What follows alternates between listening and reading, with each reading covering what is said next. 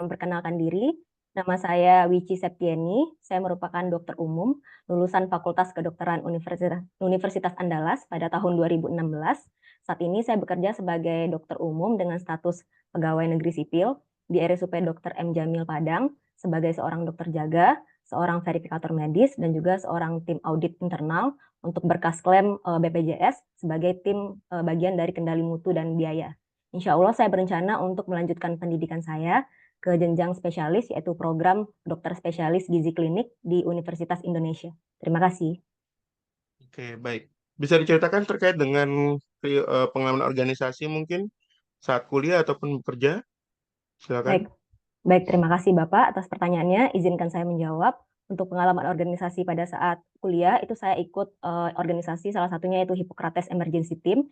Organisasi ini bergerak di bidang kegawat daruratan, terutama di bidang kebencanaan. Pada saat itu, saya menjadi anggota itu sejak tahun 2011 sampai saat ini karena status keanggotaannya seumur hidup. Saya memiliki beberapa jabatan.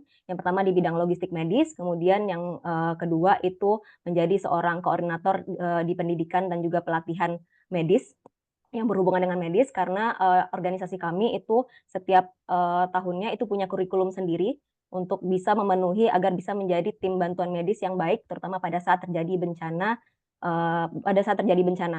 sampai saat ini saya masih menjadi seorang anggota luar biasa yang menjadi pembimbing ataupun pendamping para anggota aktif saat ini yang masih kuliah di Fakultas Kedokteran Universitas Andalas. Begitu, Pak. Oke, baik. Nanti rencana mau lanjut studi di mana? Di Universitas Indonesia, Pak. Oke, alasannya kenapa ngambil gizi klinik di sana? Kenapa tidak kampus lain? Baik, terima kasih atas pertanyaannya. Izinkan saya menjawab. Saya punya beberapa alasan. Yang pertama mengenai kenapa alasannya UI. UI merupakan salah satu universitas di Indonesia dengan akreditasi unggul. PPDS Gizi Kliniknya juga memiliki akreditasi unggul. Selain itu, divisi dari gizi, Departemen Gizi di Universitas Indonesia itu memiliki divisi unggulan yaitu nutrisi metabolik, di mana nutrisi metabolik ini juga menangani pasien-pasien malnutrisi seperti pada pasien malnutrisi kanker yang sesuai dengan peminatan ataupun concern saya. Kemudian UI juga bekerja sama dengan RSCM sebagai rumah sakit pendidikan, yang mana RSCM merupakan pusat rujukan nasional sehingga merawat pasien dengan berbagai diagnosis dan juga kasus yang kompleks, sehingga memberikan saya kesempatan dan juga pengalaman yang lebih komprehensif agar bisa saya bawa pengalaman tersebut saat kembali ke rumah sakit asal. RSCM juga memiliki layanan unggulan, yaitu layanan kaheksia nutrisi kanker, yaitu layanan-layanan pada pasien-pasien kanker yang mengalami malnutrisi atau gangguan nutrisi, mana ini sesuai dengan peminatan saya lebih ke malnutrisi pada pasien-pasien kanker atau keganasan. Kemudian untuk alasan kenapa memilih gizi klinik, yang pertama karena adanya gap antara sumber daya manusia yang ada di M. Jamil dengan jumlah pelayanan yang harus diberikan. Saat ini M. Jamil merupakan rumah sakit vertikal Kemenkes yang sebagai rumah sakit pusat rujukan Sumatera bagian tengah. Tapi baru ada satu orang spesialis gizi klinik tetap yang menangani pasien yang ada di M. Jamil. Karena kekurangan spesialis inilah di rawat jalan pun belum buka spesialis gizi klinik. Jadi masih menangani pasien-pasien rawat inap.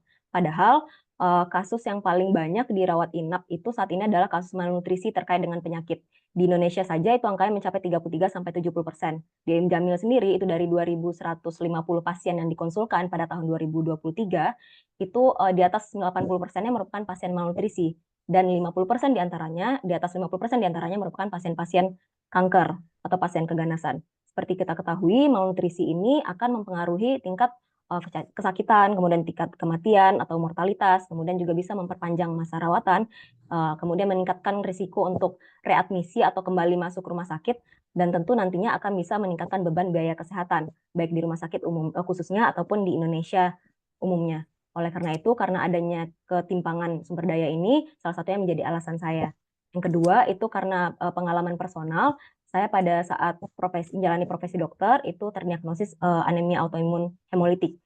Jadi dalam beberapa tahun ini saya melakukan pendekatan terapi melalui nutrisi dan alhamdulillah sudah 5 tahun itu bebas obat dan juga dinyatakan remisi. Saya tetap bisa beraktivitas sebagai dokter jaga 3 shift ataupun melakukan aktivitas lainnya. Dan saya ingin tidak berhenti di saya saja manfaat tersebut. Dan saya merasa saya harus meningkatkan kompetensi karena adanya gap ilmu supaya menjadi lebih kompeten dan profesional untuk membantu dan memberikan manfaat yang lebih luas kepada pasien secara khususnya dan juga kepada masyarakat Indonesia secara umumnya. Terima kasih. Oke, baik. Bisa diceritakan nanti rencana studinya seperti apa? Baik, Terkait dengan terima kasih. kurikulum atau apa gitu? Baik, terima kasih Pak. Izin menjawab.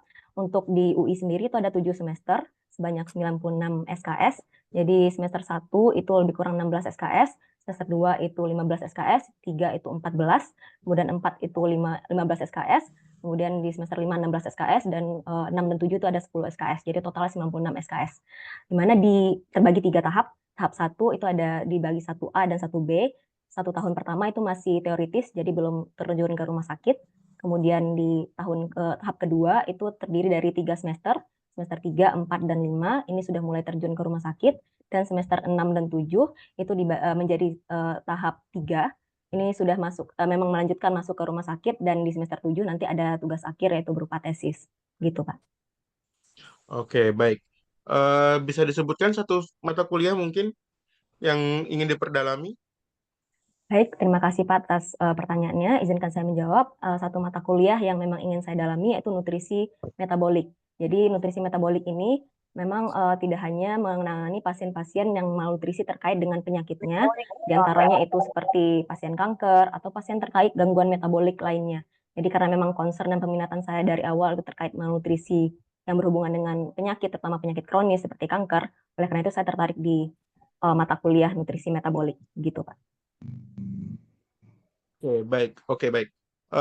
Bisa di ini ya, apakah sudah punya rancangan nanti untuk tesis? Baik, terima kasih Pak Judulnya atas apa? Baik, terima kasih atas pertanyaannya. Izinkan saya menjawab. Ini saya sudah punya judul, yaitu hubungan antara kecukupan asupan energi dan juga protein terhadap kekuatan genggam tangan dan status nutrisi berdasarkan kriteria Global Leadership Initiative on Malnutrition pada pasien leukemia di RSCM. Oke. Bisa ini disebutkan atau dijelaskan mungkin terkait dengan urgensi penelitiannya apa dan novelty-nya apa? Baik, terima kasih atas pertanyaannya, Pak.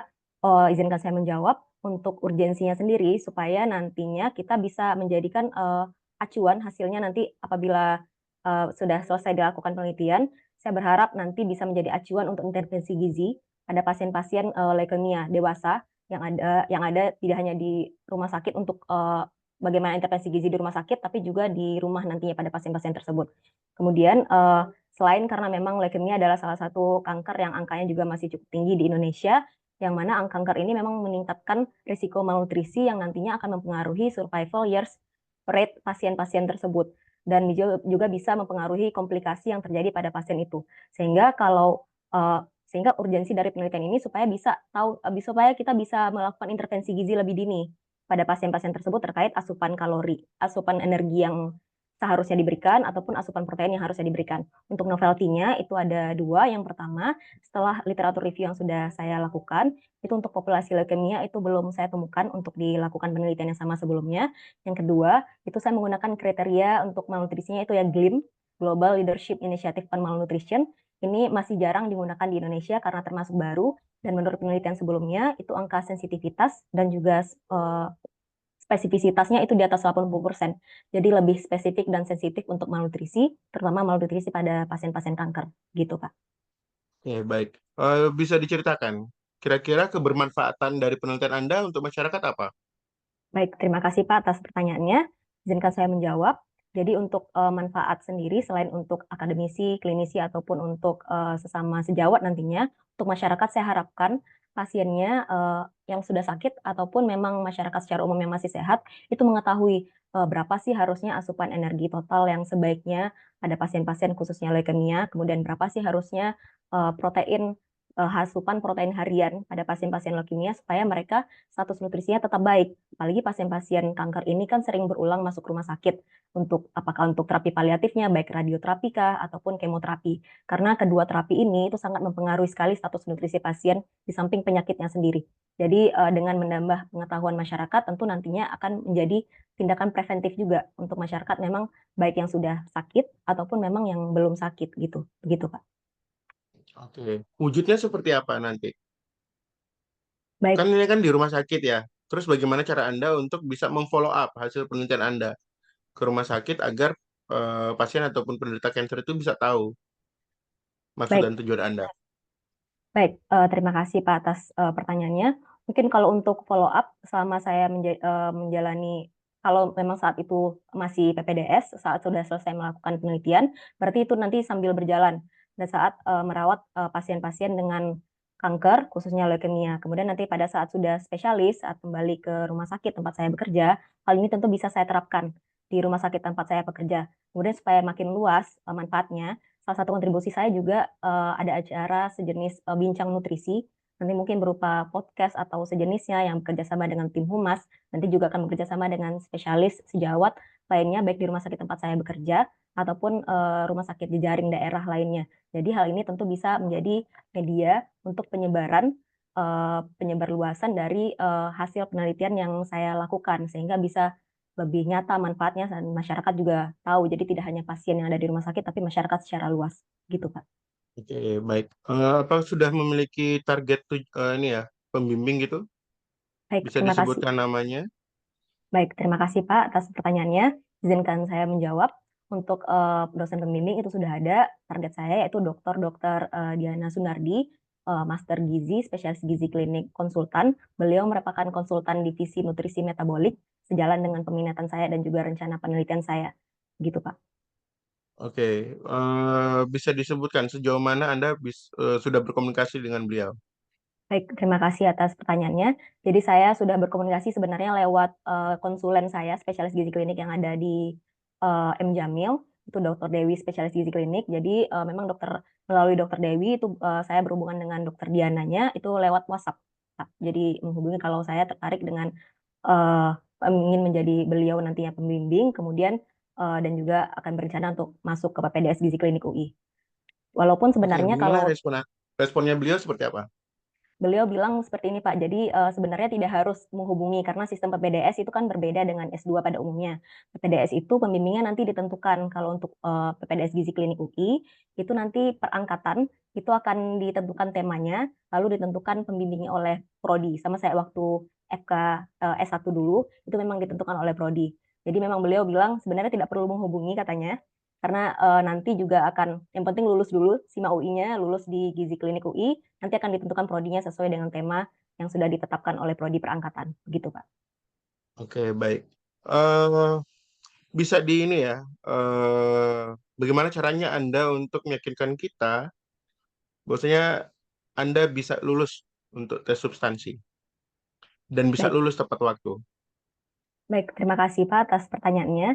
Jadi saya sudah menyiapkan diri dari jauh-jauh hari dengan segala daya dan upaya saya untuk dari awal pendaftaran LPDP sampai di titik ini untuk substansi, tidak hanya untuk bagaimana latihan untuk berbicara di depan kamera, saya juga menyiapkan substansinya sendiri, mulai dari esainya, kemudian saya juga survei dan juga melakukan research kecil-kecilan bersama ke teman-teman saya yang memang sudah spesialis gizi klinik ataupun yang masih PPDS gizi klinik di UI, dan bagaimana sih sebenarnya sistem pembelajaran di UI. Kemudian untuk tamat tepat waktu, insya Allah saya mengerahkan segala daya dan upaya saya sama seperti pada saat saya S1, saya menyelesaikan pendidikan tepat waktu, maka saya juga akan menyelesaikan pendidikan tepat waktu pada saat PPDS gizi klinik di UI nanti. Gitu, Pak. Oke, baik. Mungkin cukup dari saya. Silakan lanjut ke Mas Basit. Baik, terima kasih Pak atas kritik, saran, dan masukannya.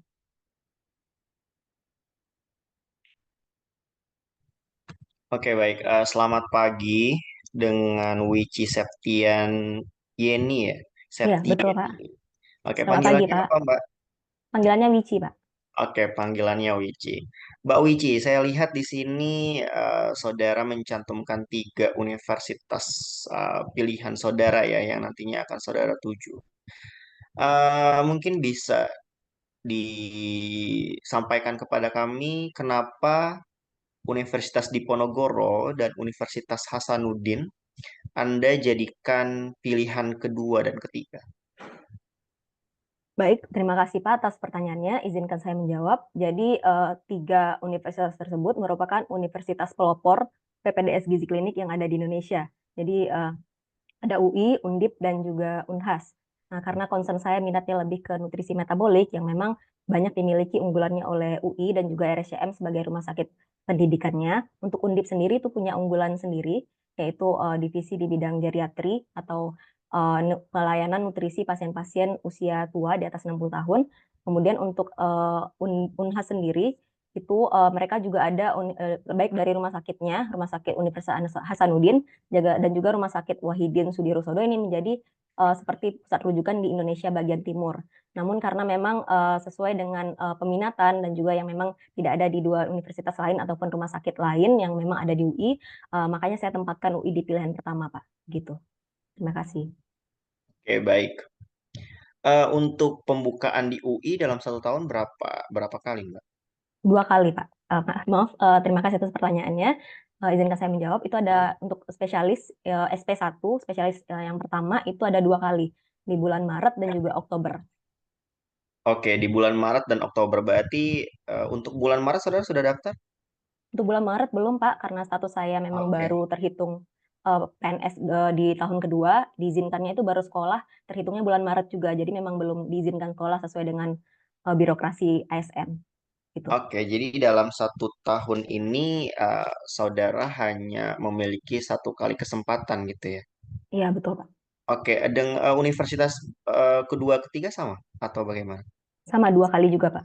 Sama Waktunya 2 kali. hanya beda sebulan, 2 bulan untuk Oke. tesnya. Oke, dan saudara akan memperjuangkan UI ya sebagai universitas yang akan dituju pertama gitu ya. Iya, betul, Pak. Oke. Baik, saya sudah baca CV saudara gitu ya, dan juga esai yang sudah saudara lampirkan.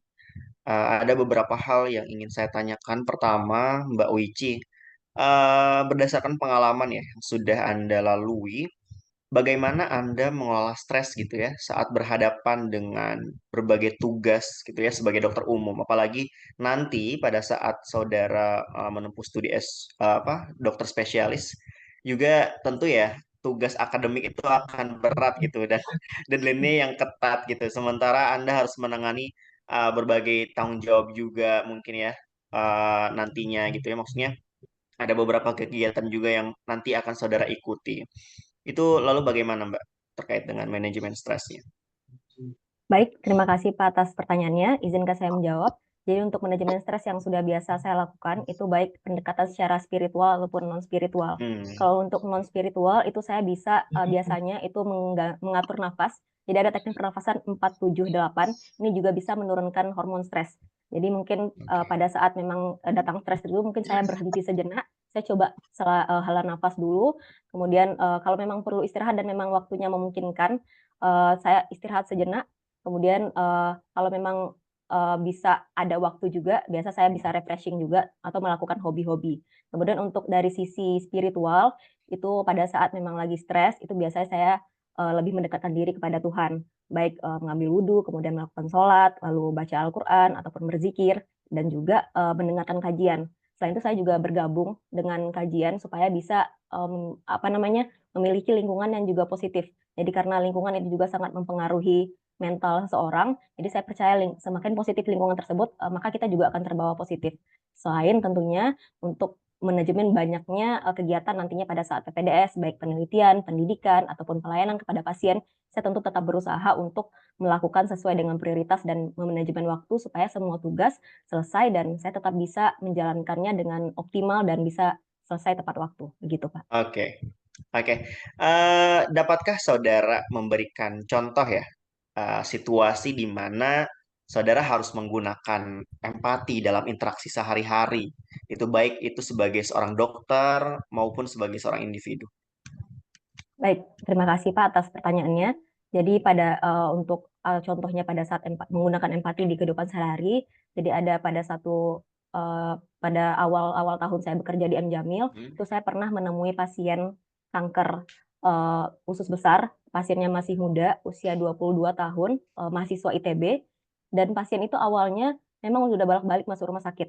Namun pasien itu dari hari ke hari setiap masuk rumah sakit kondisinya makin menurun. Jadi status Hmm. nutrisinya makin jelek, yang awalnya beratnya itu di atas 50, sampai di akhir hayatnya beratnya hanya 39 kilo. Jadi pada saat itulah diperlukan bagaimana seorang dokter bisa menunjukkan empati dan juga simpati yang baik pada pasiennya yang saat itu memang end stage Jadi memang penyakit-penyakit tahap akhir atau terminal, dan juga kepada keluarga. Bagaimana saya menjelaskan kepada pasien dan juga keluarga pasien, karena dokter umum kalau di rawat inap tempat saya bekerja merupakan perpanjangan tangan dokter spesialis. Jadi memang Oke, dokter spesialis nggak selalu konsul. Jadi pada saat itulah saya gimana menggunakan empati dan simpati supaya bisa menjelaskan dengan baik kepada pasien dan juga keluarga pasien terkait penyakitnya gitu. Gitu, Pak. oke, luar biasa ya, Mbak. Baik, terkait dengan mengatasi konflik ya dalam hal ini, eh, bagaimana saudara biasanya gitu ya mengatasi konflik dalam tim atau kelompok kerja gitu ya, khususnya dalam konteks medis dan perawatan pasien?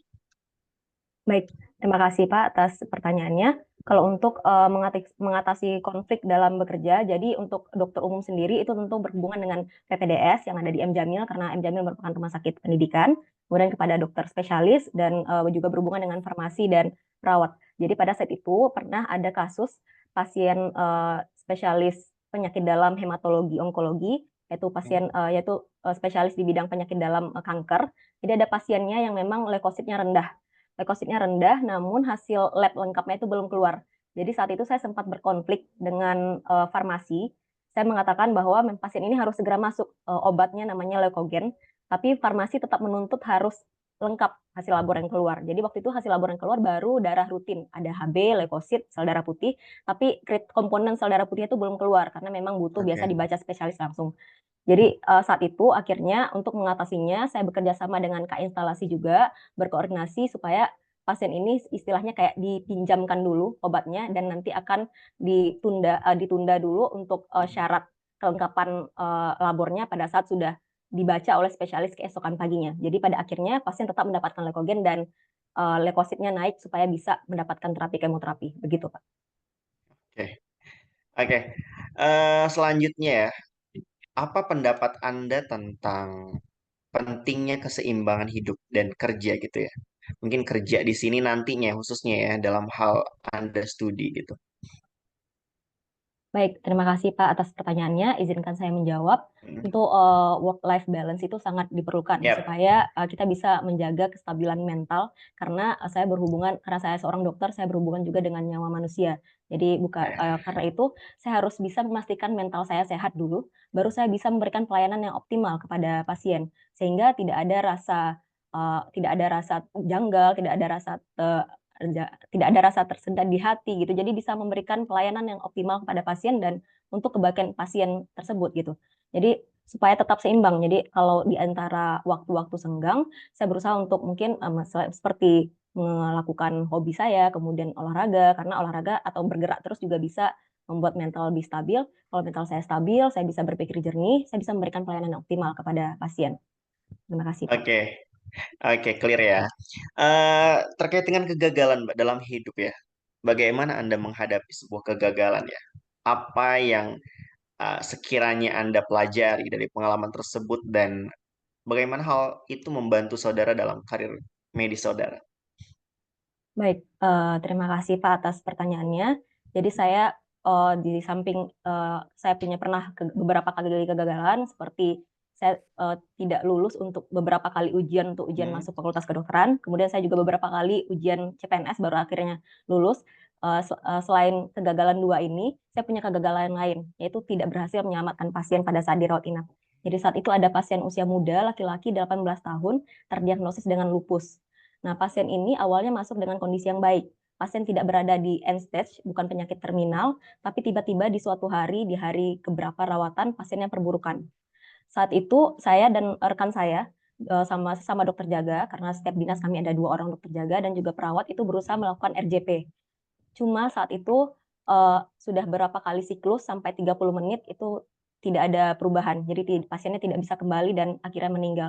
Jadi itu menurut saya itu salah satu kegagalan yang sangat cukup besar bagi saya selama hidup saya sebagai seorang dokter. Begitu, Pak. Oke, oke, luar biasa ya Mbak Wici. Selanjutnya Mbak Wici, bisa saudara jelaskan kepada kami terkait dengan keluarga saudara? Baik, terima kasih Pak atas pertanyaannya. Di keluarga saya merupakan anak kedua. Jadi karena kakak saya sudah merantau ke kota lain, saya seperti menjadi posisinya salah satu tiang penyangga di rumah saya, di keluarga saya, karena selain saya punya adik juga yang seorang perawat. Lalu papa saya udah usia tua, di atas 60 tahun dan juga sudah pensiun, dan mama saya itu masih kerja sebagai seorang guru. Jadi saat kakak saya pergi, saya menggantikan posisi kakak saya sebagai yang membimbing adik saya, karena memang berhubungan dengan kesehatan juga, bagaimana nantinya baiknya dia berkarir setelah dia tamat perawat, kemudian apakah dia perlu melanjutkan sekolah, dan lebih ke kehidupan sosial dan juga pendidikan dan pekerjaannya. Jadi posisi saya saat itu saat ini seperti salah satu penyangga. Jadi setelah kakak saya pergi, saya menggantikan posisi kakak saya gitu. Oke, baik. Selanjutnya ya, eh, bagaimana peran keluarga Anda gitu ya dalam mendukung pendidikan dan karir Anda, khususnya dalam keputusan Anda untuk menjadi seorang dokter spesialis nantinya? Baik, terima kasih Pak atas pertanyaannya. Izinkan saya menjawab. Jadi memang sejak awal keluarga saya memang sangat mendukung. Dari kecil saya bercita-cita menjadi seorang dokter, sampai detik ini itu kalau bukan karena dukungan keluarga saya, baik orang tua ataupun saudara-saudara, mungkin saya tidak berada di titik ini. Jadi mereka selalu mendukung baik secara materi ataupun secara non-materi segala kebutuhan saya sampai detik ini, dan sangat mendukung untuk melanjutkan jenjang pendidikan yang lebih tinggi. Karena dengan meningkatkan kompetensi, tentu yang jangkauan kebermanfaatan kepada pasien secara khususnya dan masyarakat secara umum menjadi lebih luas. Karena sebagai seorang dokter umum, saya terbatas kompetensinya sesuai dengan standar kompetensi dokter umum. Oleh karena itu, dengan menjadi spesialis, mereka tentu berharap kalau saya bisa membantu lebih banyak pasien dan lebih luas, dan juga manfaatnya tidak hanya ke pasien rumah sakit, tapi juga masyarakat Indonesia secara umumnya. Gitu, Pak. Oke, dapatkah saudara memberikan contoh ya situasi di mana saudara harus membuat sebuah keputusan yang mana keputusan itu berdampak pada keluarga Anda gitu? Baik, terima kasih Pak atas pertanyaannya. Pada saat untuk keputusan yang berdampak pada keluarga sendiri itu pada saat saya memutuskan untuk tetap ikut seleksi CPNS yang ada di Padang. Jadi pada saat itu memang keluarga saya sebenarnya inginnya kalau bisa segera sekolah. Namun saat itu bersamaan juga dengan pandemi. Jadi memang saya dibutuhkan di rumah sakit karena memang antara keluarga dan saat itu kebutuhan saya agak berbeda. Jadi memang cukup berdampak saat itu, karena keluarga saya pengennya saya tetap melanjutkan spesialis, namun di sisi lain saya juga dibutuhkan di rumah sakit pada saat pandemi. Namun dengan koordinasi dan musyawarah dan mufakat, akhirnya kami bersepakat bahwa selesaikan dulu pandemi, kemudian saya juga coba ikut CPNS supaya nantinya sekolahnya mungkin lebih enak dan ada tempat kembali berkontribusi juga. Jadi oleh karena itu sampai sekarang akhirnya saya memutuskan untuk CPNS, dan sekolahnya ditunda sampai tahun ini sesuai dengan birokrasi ASN gitu. Oke, saudara sudah menikah? Belum, Pak. Oke, belum. Target menikah, kalau boleh tahu kapan? Apakah memang akan terjadi pada saat saudara menempuh pendidikan apa namanya dokter spesialis atau bagaimana? Baik, terima kasih Pak atas pertanyaannya. Izinkan saya menjawab. Kalau untuk saat ini karena memang belum ada calonnya, jadi saya lebih memfokuskan apa yang bisa saya kejar dulu, yaitu melanjutkan sekolah. Jadi kalau seandainya nanti di perjalanan saya bertemu dengan jodoh saya, tentu kami harus menyamakan visi misi dulu. Saya punya visi misi untuk melanjutkan pendidikan saya. Kalau seandainya saya nanti terpilih menjadi award di LPDP, tentu saya harus menjalankan amanah karena uangnya merupakan dari rakyat. Saya harus tepat waktu dalam menyelesaikan pendidikan. Jadi kalaupun nanti di perjalanan saya menikah, hal tersebut tentu sudah menjadi kesepakatan bersama dan bukan menjadi halangan untuk saya menyelesaikan pendidikan tepat waktu. Gitu, Pak. Oke, kasusnya bukan hanya satu dua ya Mbak ya, tapi memang ada beberapa yang ketika sudah menikah memutuskan untuk ya mengabdi sepenuhnya gitu ya untuk menjadi seorang ibu. Nah, bagaimana tanggapan saudara terkait dengan hal itu? Padahal dia sudah menempuh pendidikan setinggi mungkin gitu ya, baik itu mungkin sampai S3 atau kalau misalnya berkaitan dengan Mbak Wici mungkin dia sudah lulus dokter spesialisnya, tapi memang pada akhirnya beliau memutuskan untuk mengabdi gitu ya sebagai seorang istri dan juga ibu. Baik, terima kasih Pak atas pertanyaannya. Untuk mengabdi sebagai seorang ibu ataupun memutuskan untuk menjadi working wife gitu yang sedang bekerja, itu bukan hal yang Maksudnya ada yang bagus atau ada ini bagus itu pun yang ini jelek, bukan begitu. Berarti Mm-mm. dua-duanya itu sama-sama baiknya, tapi tentu sesuai dengan kesepakatan dengan pasangan masing-masing. Kalau saya sendiri, saya punya prinsip bahwa karena saya ingin menjadi bagian dari award di LPDP supaya menjadi bagian dari putra-putri terbaik bangsa yang bisa memberikan kontribusi optimal, saya tentu butuh untuk selain melanjutkan sekolah pada saat kembali, saya butuh untuk lanjut bekerja supaya saya bisa memberikan kontribusi yang nyata dan optimal untuk masyarakat Indonesia. Tentu kalau untuk saya, apabila saya nanti ya ketemu pasangan, saya tentu menyamakan dulu visi misi.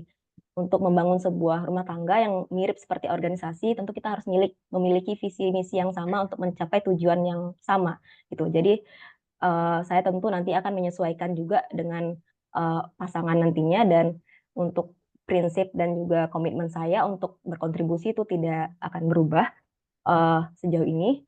Karena itulah saya nantinya kalaupun mencari pasangan, saya sesuaikan dengan visi misi saya supaya nantinya tidak menghalangi untuk berkontribusi untuk masyarakat yang telah memberikan amanahnya kepada saya untuk menjadi seorang awardee. Gitu, Pak.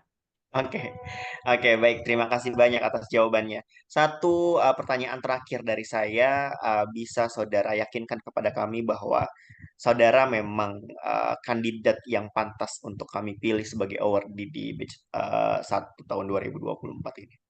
Baik, terima kasih Pak atas pertanyaannya. Izinkan saya menjawab. Yang pertama, saya sebagai seorang dokter sudah bekerja lebih kurang 6 tahun di Rumah Sakit Vertikal Kemenkes yang menangani berbagai pasien dengan diagnosis yang kompleks. Saya juga sudah magang di bawah spesialis gizi klinik, sehingga sudah mulai mengetahui dan juga belajar bagaimana sih kehidupan spesialis gizi klinik dan bagaimana penanganan pasien yang bisa kita berikan intervensi gizi sehingga bisa mencegah terjadinya malnutrisi, dan membuat pasien itu outcome-nya menjadi lebih baik. Kemudian yang ketiga, saya juga sudah mempersiapkan diri mulai dari LPDP dan juga untuk persiapan SIMA UI nanti, baik dari syarat administratif ataupun yang secara akademik. Saya juga sudah banyak mengikuti simposium ataupun workshop yang berkaitan dengan gizi klinik. Yang syarat wajibnya itu salah satunya good clinical practice, itu juga sudah saya lakukan. Kemudian sebagian besar itu persyaratan sudah disiapkan dan juga sudah menyicil untuk belajar untuk menyiapkan diri menjadi seorang mahasiswa PPDS Gizi Klinik UI nantinya.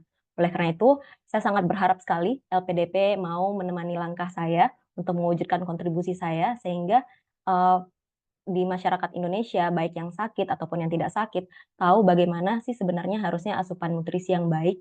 Kalaupun sudah menjadi seorang pasien, bagaimana sih caranya mencegah supaya status nutrisi tidak memburuk dan outcome penyakitnya bisa menjadi lebih baik dan meminimalisir komplikasi. Jadi saya ingin memberikan manfaat menjadi lebih bermanfaat pada masyarakat secara luas di Indonesia, gitu Pak. Oke, baik. Dari saya cukup. Terima kasih banyak, Mbak Wici. Saya kembalikan ke Kak Rahmat. Baik, terima kasih Pak atas saran, kritik, dan pertanyaannya. Oke, good job ya Kak Wici ya. Kalau dari saya pribadi, no comment deh.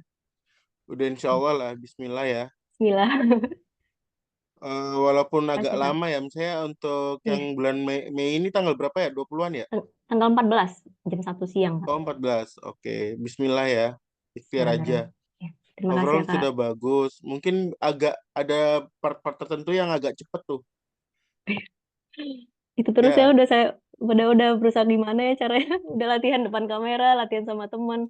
Kayak saya udah ada bawaan memang orok. sih ada apa ya istilahnya kemajuan juga. Maksudnya ada bagian part tertentu yang terlalu cepet kayak gitu. Tapi nggak banyak Ya, kok. latihan lagi. Tapi good job lah. Mungkin langsung Mas Basit. Kalau dari aku cukup sih. Iya, sama. Wah, ini udah luar biasa sih ya, Mbak Wici. Eh, Sampai aku mikir ini nyari-nyari kesalahannya apa gitu. Tapi memang tadi apa ya, kalau bahasanya tuh kayak nyerocos gitu Mbak, kayak nyerocos itu. Betul, Tapi itu bagus emang jadi jawabannya jawaban yang diberikan to the point ya menurut aku. Poin ya. Masuk gitu kayak jadi jawaban di kalimat pertama memang sudah masuk gitu kayak sesuai konteksnya kayak gitu. Sama satu lagi tadi ada beberapa eh, kata mungkin ya, tapi saya yakin ini bukan suatu kesengajaan, kayak bukan formal gitu ya, kayak oh misalnya ya. Oh iya, Jadi itu yang iya ya. saya lupa Saya sadar Ada juga, kayak saya sisihnya sadar nyatetnya. itu juga Iya, ya. tadi. Iya. ada beberapa kata gitu. Kayak misalnya mau gitu ya. Mau kan bisa diganti dengan ingin Ingin ya. atau apa gitu lah intinya. Tapi ya itu susah juga sih ya. Tapi mungkin bisa dicoba untuk latihan beberapa hari ke depan sebelum Siap, Kak. akhirnya Kak Wici wawancara yang sebenarnya gitu. Terima kasih banyak, Oke, Kak. good job Kak. Mohon doanya, Kak. Sukses ya. Siap. Iya, Ngomong Sebelumnya kita ngomong foto cepat-cepat dulu ini tuh ya, iya, bawaan screenshot iya, ya. iya, orok. iya. Aduh, makasih banyak, Kak. Iya, iya, saya Kita juga sama screenshot kok dulu dulu kayak ya. gitu. Ya. Oke, kita screenshot. Izin off cam ya. Oke. Lagi nggak enak badan soalnya. Tuh, dua, tiga. Ulang, ulang, ulang, ulang, ulang, ulang, ulang. Tuh, dua, tiga. Mantep dah. Oke. Makasih banyak, Kak. Kak Basir, Kak Rahmat. Sama-sama, Kak. Sukses selalu ya, lancar selalu. Amin. Allahumma amin. Amin. Saya bentar-bentar.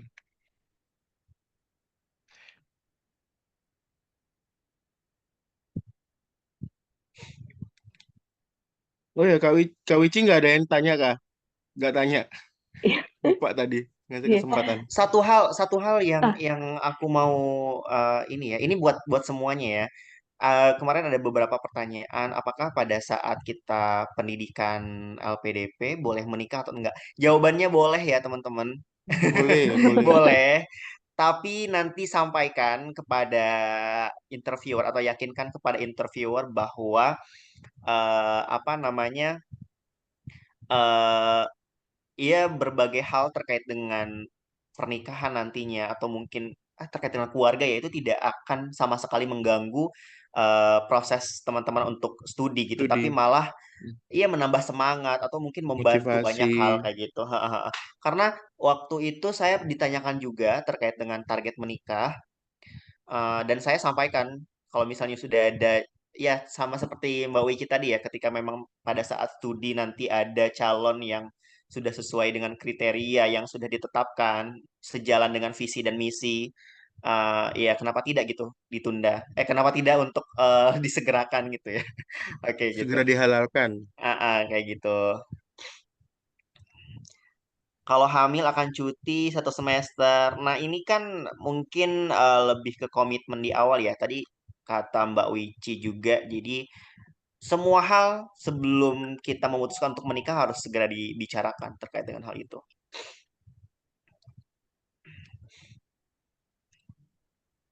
Kalau saranku sih kalau lagi hamil sih ya gak usah cuti. Karena cuti melahirkan kan gak sampai ini kan. Seminggu doang itu udah bisa lah ya. masuk lagi gitu, Kak. Seminggu Masuk-masuk. 2 minggu gitu. Izin kuliah aja, gak usah izin cuti. Aduh, untuk 1 semester tuh rugi. Memang ada Oke, kasus nggak, Kak? Maksudnya Gimana? mungkin masalah, bukan masalah hamil atau apa gitu jadinya. Mungkin entah kecelakaan kah atau sakit kah gitu yang akhirnya terpaksa menunda. Itu gimana ya kita jawabnya nanti? Apa kita boleh jawab kayak gini?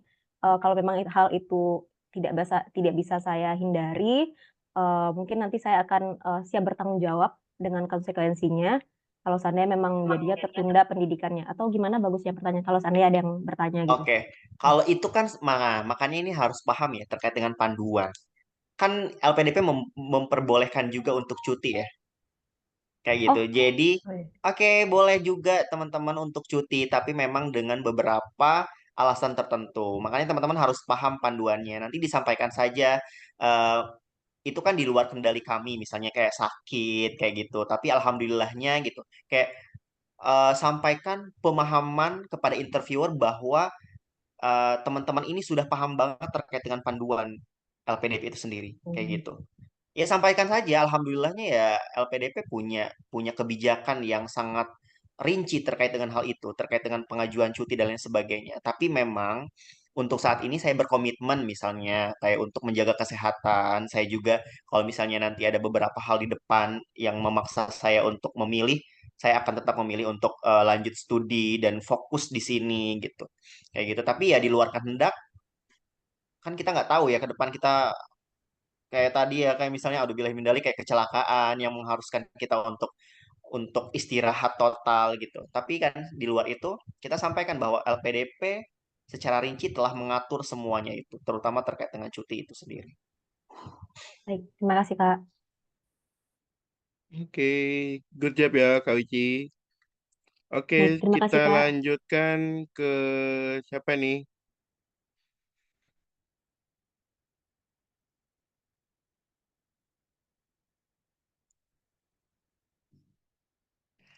Ya, Kak Lutfi ya, apa ini? Tetap tergantung. Oke, tergantung penyampaian kita aja sih. Dan meyakinkan PLPDP bahwasanya kita tahu aturannya Mm-mm. dan komitmen kita untuk tetap lanjut studi seperti itu aja sih. Yang tadi diutarakan sama Mas Basit ya. Oke, kelompok 8, siapa lagi Kak Maulida atau Kak Eka? Boleh, Kak. Oke, Kak Maulida ya. Oke, selamat Hmm, malam. Selamat malam, Bapak. Oke, bagaimana kabarnya? Alhamdulillah baik, Bapak. Alhamdulillah. Oke, Kak Maulida, silakan perkenalkan diri. Ya, baik, Bapak. Terima kasih banyak. Izinkan saya memperkenalkan diri. Perkenalkan, nama saya Maulida Risa Miskia Aulia. Bapak-bapak sekalian dapat memanggil saya Maulida. Saya adalah seorang bidan lulusan dari Poltekkes Kemenkes Jakarta 3. Saya lulus Diploma 4 pada tahun 2017, 2021, lalu melanjutkan studi pendidikan profesi dan lulus di tahun 2022. Hingga saat ini saya sempat bekerja di dua tempat. Yang pertama di klinik bersalin dan dokter spesialis di daerah Jakarta Timur, lalu saya sempat bekerja di bidan praktik mandiri di daerah Jawa Timur, Kabupaten Madiun, Jawa Timur. Terima kasih, Bapak.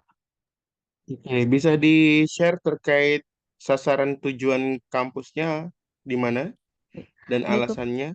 Ya, baik Bapak, terima kasih. Untuk saat ini saya berencana untuk mendaftarkan diri di S2 Kebidanan Universitas Brawijaya. Bapak, mengapa saya memilih Universitas Brawijaya menjadi universitas tujuan saya? Yaitu ada tiga hal. Yang pertama terkait dengan akreditasi S2 Kebidanan Universitas Brawijaya itu sendiri yang saat ini sudah terakreditasi unggul oleh Rempetекes. Yang kedua, dari segi fasilitasnya Bapak, jadi Universitas Brawijaya memiliki beberapa laboratorium yang dapat mendukung proses studi saya nantinya.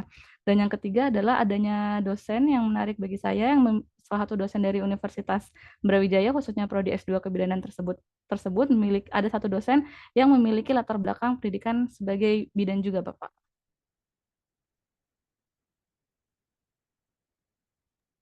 Oke, baik. Bisa di ini ya, sebutkan perannya Kak Maulida nanti ke depannya untuk lanjut studi seperti apa untuk masyarakat. Mohon maaf, Bapak, boleh diulangin pertanyaannya? Perannya Kak Maulida nanti selesai studinya itu untuk masyarakat seperti apa yang bisa dirasakan. Ya, baik Bapak, terima kasih atas pertanyaannya. Jadi peran saya atau rencana kontribusi saya di sini saya patokan jadi tiga jangka waktu, Bapak. Yang pertama, jangka pendek saya yaitu 2 tahun pertama. Setelah lulus, saya akan berusaha untuk mendaftarkan diri menjadi tenaga dosen pada proses pembukaan CPNS. Yang setelah 2 tahun tersebut atau proses menjadi CPNS tersebut, kemudian saya berencana untuk saya ketika sudah menjadi dosen dengan jangka waktu kurang lebih 3 hingga 5 tahun kemudian, saya berencana untuk aktif selain menjadi dosen, staf dosen, saya juga ingin aktif pada Ikatan Bidan Indonesia dan juga turut andil dalam pengembangan keprofesionalitasan bidan, Bapak. Nah, setelah 3 atau 5 tahun tersebut dengan jangka waktu total 7 tahun setelah lulus, 5 tahun berikutnya saya ingin menjadi dosen atau bidan yang aktif di bidang tertentu, yaitu di bidang kebidanan komunitas dan juga turut aktif sebagai pembicara atau narasumber di beberapa pelatihan-pelatihan kebidanan untuk meningkatkan kualitas profesional tenaga bidan yang sudah aktif bekerja, Bapak. Oke, baik. Bisa di ini ya, sebutkan ataupun jelaskan juga terkait dengan rencana studinya nanti seperti apa? Ya, baik Bapak, terima kasih atas pertanyaannya. Izin Bapak, untuk rencana studi saya di S2 Kebidanan Universitas Brawijaya nantinya. Jadi yang pertama dari sistem kurikulumnya Universitas Brawijaya tersendiri, Bapak ada 4 semester dengan 3 semester perkuliahan dan 1 semester, yaitu semester 4 fokus di penelitian tesis. Nah, selama masa perkuliahan tersebut, saya ada 3 hal yang ingin saya kembangkan. Yang pertama, terkait dengan pengembangan pengetahuan saya sebagai bidan dengan cara rutin atau aktif dalam perkuliahan kelas dan juga brainstorming terhadap dosen dan juga sejawat mahasiswa bidan lainnya. Yang kedua, saya ingin turut aktif pada penelitian-penelitian dilakukan oleh dosen maupun penelitian-penelitian yang dilakukan oleh teman-teman sejawat lainnya. Dan yang ketiga adalah saya ingin memanfaatkan jejaring-jejaring, khususnya jejaring kebidanan yang dapat saya miliki ketika saya berkuliah nanti untuk meningkatkan kemampuan brainstorming atau analisis kebijakan yang dapat saya gunakan untuk saya nanti menjadi dosen atau aktif di keanggotaan bidan nantinya, Bapak. Oke, baik. Bisa disebutkan salah satu mata kuliah yang ingin didalami? Ya, baik Bapak, terima kasih. Satu mata kuliah yang saya dalami adalah terkait dengan kebidanan komunitas, Pak. Alasannya kenapa ngambil itu? Ya, baik Bapak, terima kasih izin menjawab. Alasan saya ingin mendalami terkait dengan kebidanan komunitas yaitu adalah sebagaimana visi saya adalah sebagai bidan adalah ingin memberikan penyetaraan pelayanan bidanan khususnya di pedesaan, Bapak. Nah, di pedesaan sendiri peran bidan ini masih cukup dominan di kalangan masyarakat sehingga dengan memperdalam mata kuliah kebidanan komunitas, harapan saya memiliki pegangan yang kuat bagaimana saya dapat meningkatkan kualitas bidan nantinya di masyarakat dan meningkatkan pelayanan kebidanan khususnya di kesehatan ibu dan anak juga, Bapak. Oke, apakah sudah punya rancangan tesis nanti judulnya apa kira-kira? Ya, baik Bapak, terima kasih. Rencana tesis saya adalah terkait evaluasi dan peningkatan profesionalitas bidan pada studi kasus pelatihan midwifery update pada Ikatan Bidan Indonesia Ranting atau cabang Kabupaten Malang, Bapak. Oke, bisa disebutkan urgensinya apa? Kenapa ambil judul itu dan sumbangsi Anda untuk penelitian tersebut apa untuk masyarakat? Baik, Bapak, terima kasih banyak. Jadi, mengapa saya ingin meneliti hal tersebut, Bapak, terkait dengan pelatihan midwifery update tersebut, MU, dapat disingkat dengan MU, kami menyebut MU tersebut. Jadi, pelatihan MU tersebut ditujukan untuk mengupgrade ilmu-ilmu atau pengetahuan bidan, khususnya pada sejawat bidan praktisi untuk memberikan pelayanan kebidanan.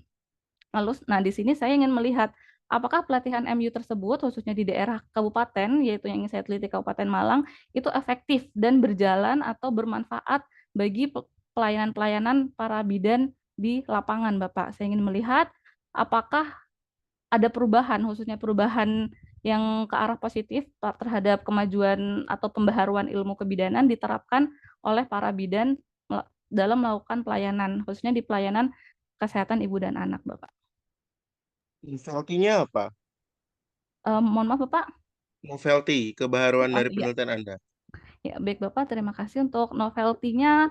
Untuk saat ini dari rencana saya berupa hasil atau evaluasi. Jadi untuk melihat apakah memang efektif atau bagus hasil dari MU tersebut. Kalau misalkan nanti perlu ada pembaharuan atau perbaikan, maka akan disusun rencana pembaikan pada pelatihan tersebut, Bapak.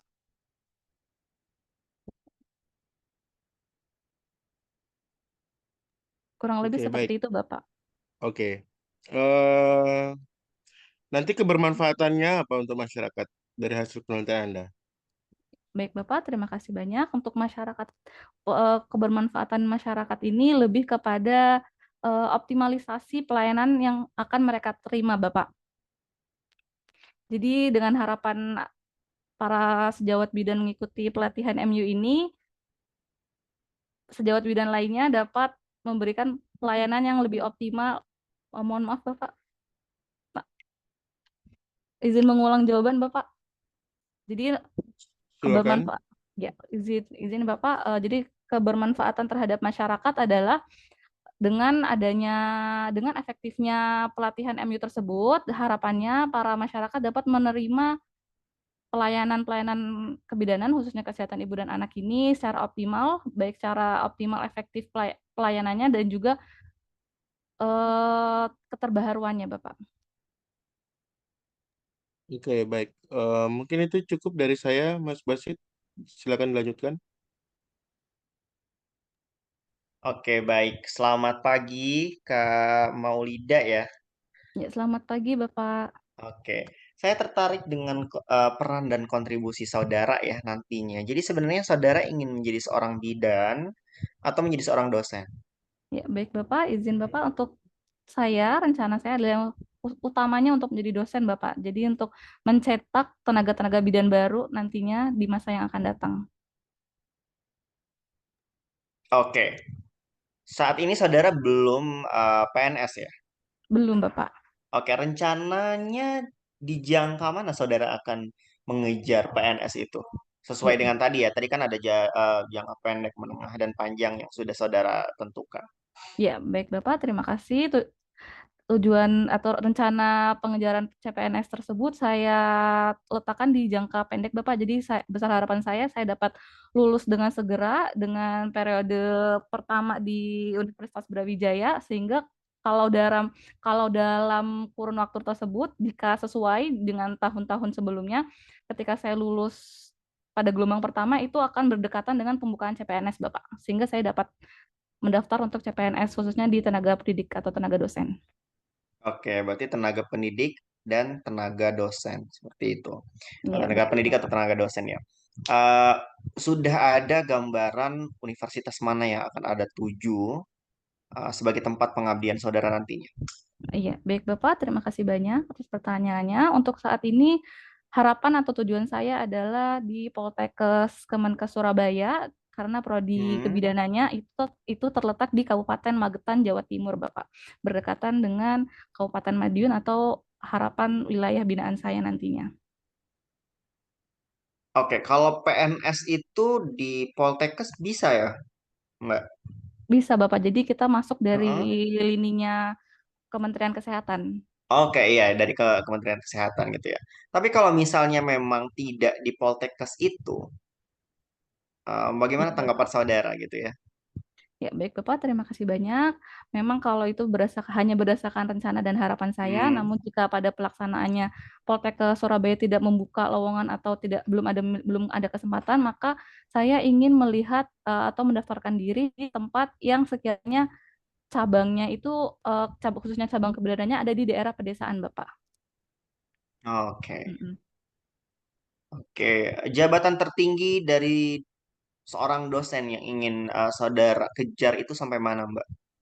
Kalau untuk saya pribadi, Bapak, untuk saat ini rencana target saya di lektor, Bapak. Hanya di lektor saja dulu. Oke, kenapa di lektor? Kan mungkin berarti kalau lektor itu urutan kedua dari jabatan fungsional dosen ya? Iya betul Bapak, karena Oh, mengapa demikian? Karena untuk untuk menjadi fungsional lebih atas berdasarkan yang saya temu terkait dengan kualifikasi pendidikan Bapak. Jadi perlu pendidikan yang lebih tinggi. Nah, di situ saya dalam jangka waktu yang cukup jauh tersebut, rencana saya itu di situ saat itu saya sudah berkeluarga. Tentu ketika saya ingin melanjutkan studi, saya perlu diskusi kembali dengan keluarga saya, Bapak. oke, jadi saat ini saudara belum menikah? Belum, Bapak. Oke, belum menikah dan untuk keputusan jangka panjang yang ingin saudara ambil nanti akan berdasarkan keputusan atau persetujuan dari keluarga saudara gitu ya, terutama dari suami. Iya, betul, Oke, Bapak. selanjutnya saya ingin mengetahui lebih lanjut terkait dengan diri saudara ya, dalam hal kelemahan. Ya, Ya, baik, dari Bapak. beberapa terkait dengan kelemahan saudara. Halo, suara saya terdengar? Halo, terdengar Bapak? Ya, di sini kan saudara hanya mencantumkan satu kekurangan saja. Apakah memang hanya satu, atau memang ini yang dicantumkan adalah yang paling lemah gitu ya, yang paling dominan gitu ya terkait dengan kelemahan saudara yang dimiliki? Ya, baik Bapak. Terima kasih banyak. Saya sebagai manusia memiliki banyak kekurangan Bapak, namun kekurangan atau kelemahan yang saya cantumkan di sini adalah kekurangan atau kelemahan yang paling dominan, yang paling sering saya alami atau yang paling sering mengganggu ketika saya beraktivitas, Bapak. Oke, overthinking ya. Iya, betul, Eh, Bapak. dampaknya seperti apa, Mbak? Kenapa ini menjadi suatu hal yang dijadikan sebagai kelemahan utama gitu ya yang Anda miliki? Ya, baik Bapak, terima kasih banyak atas pertanyaannya. Jadi mengapa overthinking ini sangat menjadi kelemahan saya? Karena sifat atau sikap overthinking ini kerap kali menjadi penghalang saya atau penghambat saya untuk melangkah maju, Bapak, untuk Hmm, berkembang. Jadi saya terlalu takut, terlalu banyak hal yang dipikirkan. Jadi kerap kali saya stuck di satu tempat yang sama. Namun untuk saat ini saya sudah memiliki cara tersendiri, yaitu dengan menggunakan analisis SWOT dalam kehidupan sehari-hari atau dalam ketika saya menghadapi overthinking tersebut, Bapak. Dengan saya melakukan analisis SWOT tersebut, itu sangat mengurangi sikap overthinking saya dan lebih mudah saya untuk melangkah maju. oke, berapa lama Anda biasanya menganalisis terkait dengan hal itu? Apalagi Iya, baik. menggunakan sebuah metode ya. Iya, baik Bapak, terima kasih banyak. Itu saya lakukan setiap saat, Bapak, baik terhadap keputusan keputusan yang harus dilakukan secara cepat maupun jangka panjang, Bapak. Oke. Oke, di sini saya melihat juga ya, saudara pernah gitu ya, menjadi seorang pemimpin dalam sebuah kemahasiswaan. Organisasinya apa, Mbak? Dan jabatannya memang seperti apa gitu? Jabatannya ketua kah atau apa gitu? Ya, baik Bapak, terima kasih banyak atas pertanyaannya. Di sini pada saat saya kuliah jenjang diploma 4, saya sempat bergabung di himpunan mahasiswa jurusan, khususnya jurusan kebidanan, lebih tepatnya jurusan kebidanan.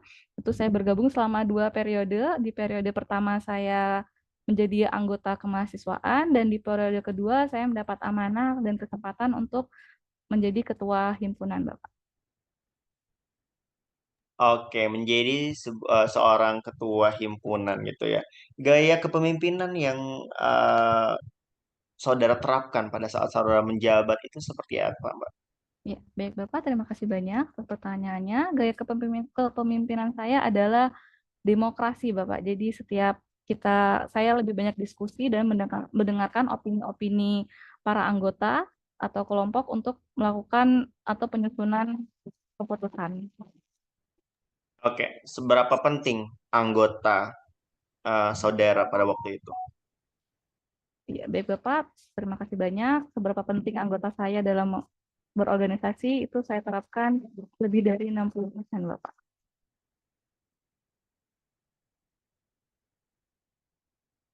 Mohon maaf, Bapak, masih di mute. Oke, oke. Selanjutnya terkait dengan hal lain ya. Di sini saya baca bahwa hal terakhir yang diajarkan saudara pada diri adalah satu tujuan 1.000 jalan. Hmm. Oke, bisa dijelaskan kepada kami yang dimaksud dengan satu tujuan dan 1.000 jalan itu seperti apa? Ya, baik Bapak, terima kasih banyak. Jadi satu tujuan 1.000 jalan itu sebenarnya selaras atau mirip dengan peribahasa ada 1.000 jalan menuju Roma.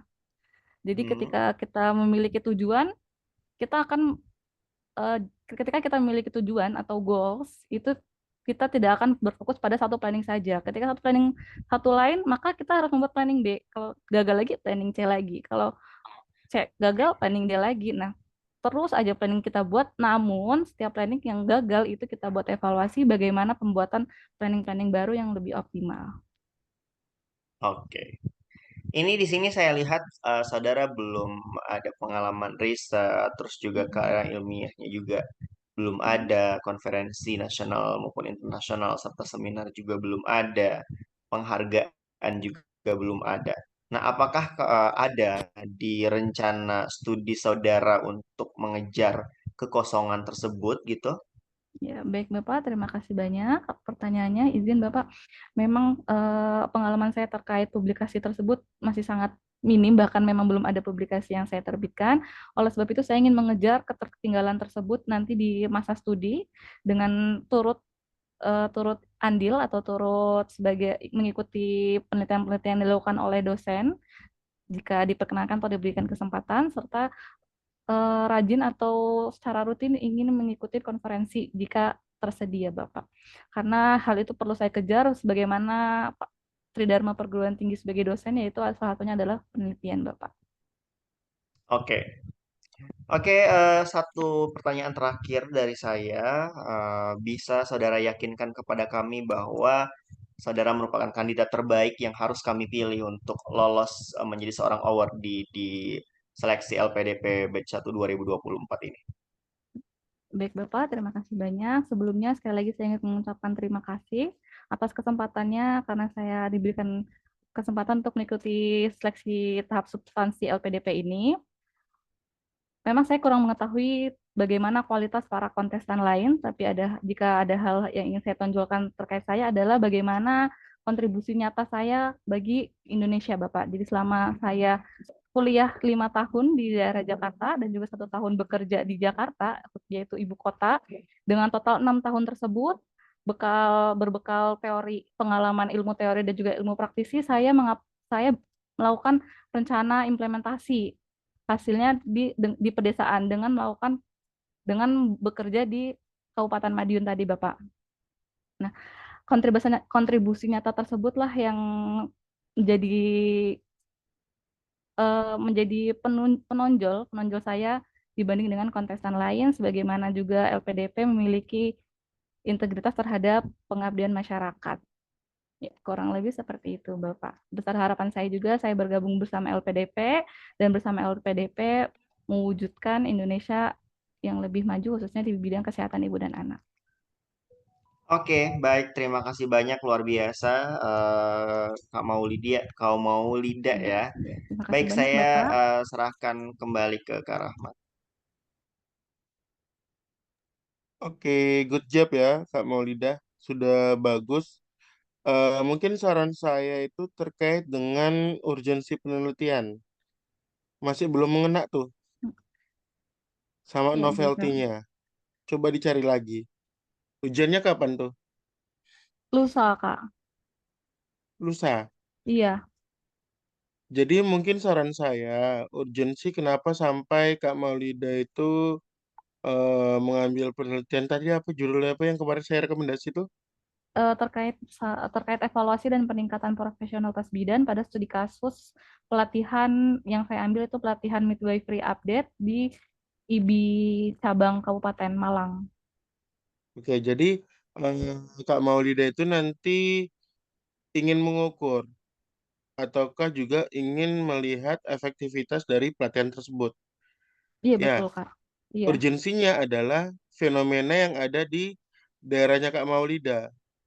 Tampak bahwasanya banyak masyarakat itu lebih memilih misalkan di dukun beranak dibandingkan ke bidan ataupun ke vaskes terdekat seperti itu. Nah, kemudian ada juga, mohon maaf, misalnya bidan yang notabene juga belum terupdate nih ilmunya nih. Karena mungkin mayoritas di desa itu kan lulusan SPK juga kan, banyak juga kan Iya. yang SPK, Iya, ataukah juga baik, yang Pak. masih diploma tapi tanpa adanya skill untuk pelatihan-pelatihan emergency care ataupun untuk pelatihan untuk bidan seperti itu, midwifery-nya seperti itu. Nah, terus novelty-nya adalah belum ada penelitian yang sama ataupun serupa berkaitan dengan evaluasi dari pelatihan tersebut. Diharapkan sebagai tolak ukur atau acuan untuk perbaikan pelayanan kesehatan terutama dalam pelatihan skill dari bidang tersebut, baik itu dari soft skill dan hard skill terkait dengan kompetensi dari seorang bidan dalam melakukan asuhan kebidanan yang prima ataukah yang meliputi biopsikososial dan spiritual. Secara komprehensif lah seperti itu untuk masyarakat itu bisa merasakan pelayanan yang optimal. Seperti itu. Mungkin bisa digali lagi tuh urgensi-urgensinya. Tapi overall sudah bagus kok. Kak, izin bertanya, boleh, Kak? Hmm, Terkait urgensi tadi, kemarin saya sempat ngobrol juga sih, Kak. Boleh hmm. nggak sih, Kak, hasil urgensi itu berdasarkan survei lapangan pribadi? Maksudnya survei lapangan by pengalaman gitu. Boleh kan tadi kan Boleh. bilangin misalnya berdasarkan pengamatan atau survei dari atau pengalaman yang Kak Maulida nih nampak nih di masyarakat di sana itu mereka lebih mempercayai dukun beranak contoh dibandingkan bidan ataupun nakes yang ada di wilayah tersebut. Pemberdayaan vaskesnya itu tidak memadai. Contoh. Terus yang kedua, kompetensi para bidan di sana itu melalui jenjang pendidikan nih.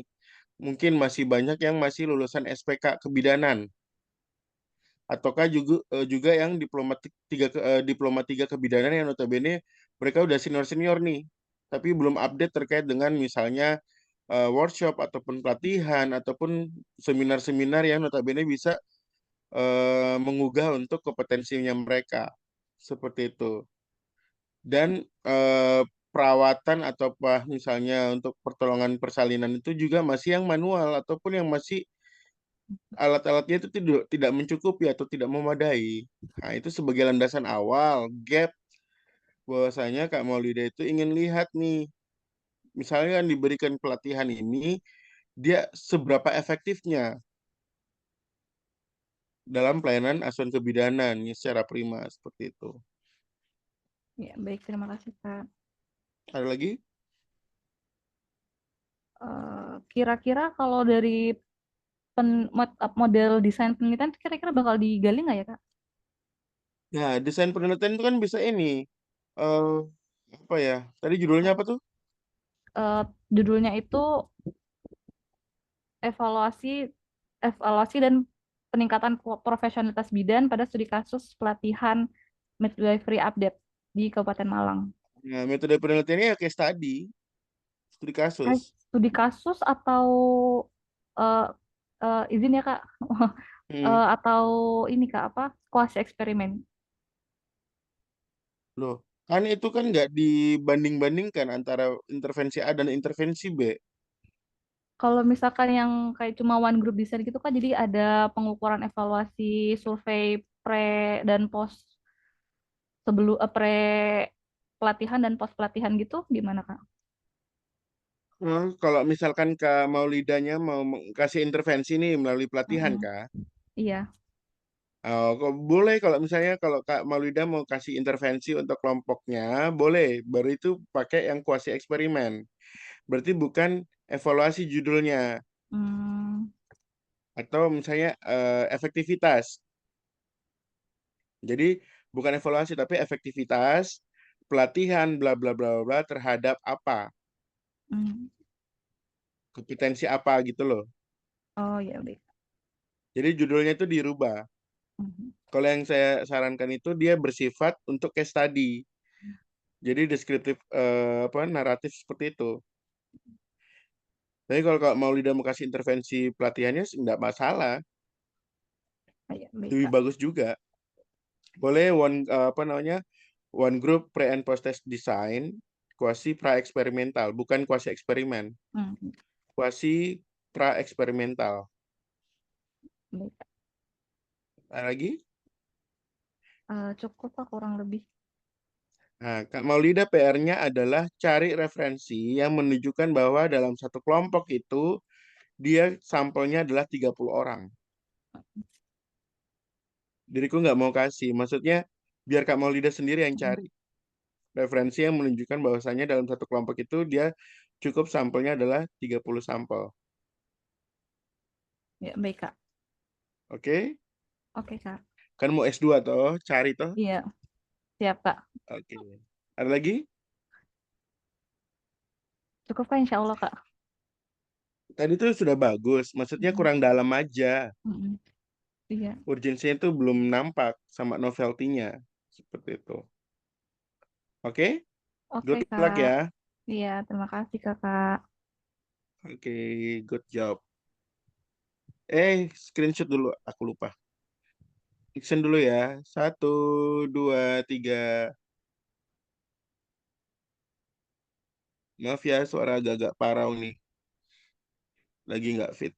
Iya, maaf juga, Kak, tadi agak ngulang-ngulang soalnya lagi angin kenceng banget. Nggak apa-apa. Oke, good job. Terakhir ya. Siapa Kak Eka ya?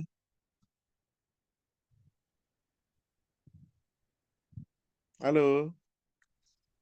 Ya, Kak. Sudah siap? Iya, Kak. Siap, Kak. Insya Allah. Apa Oke, suara selamat saya terdengar malam. jelas, Kak?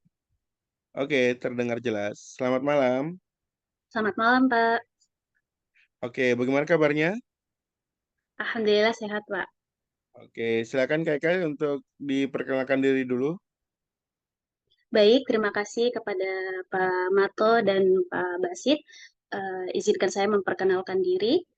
Perkenalkan, nama saya Eka Juliawati Laing, berusia 25 tahun. Saya berasal dari Ambon, Maluku.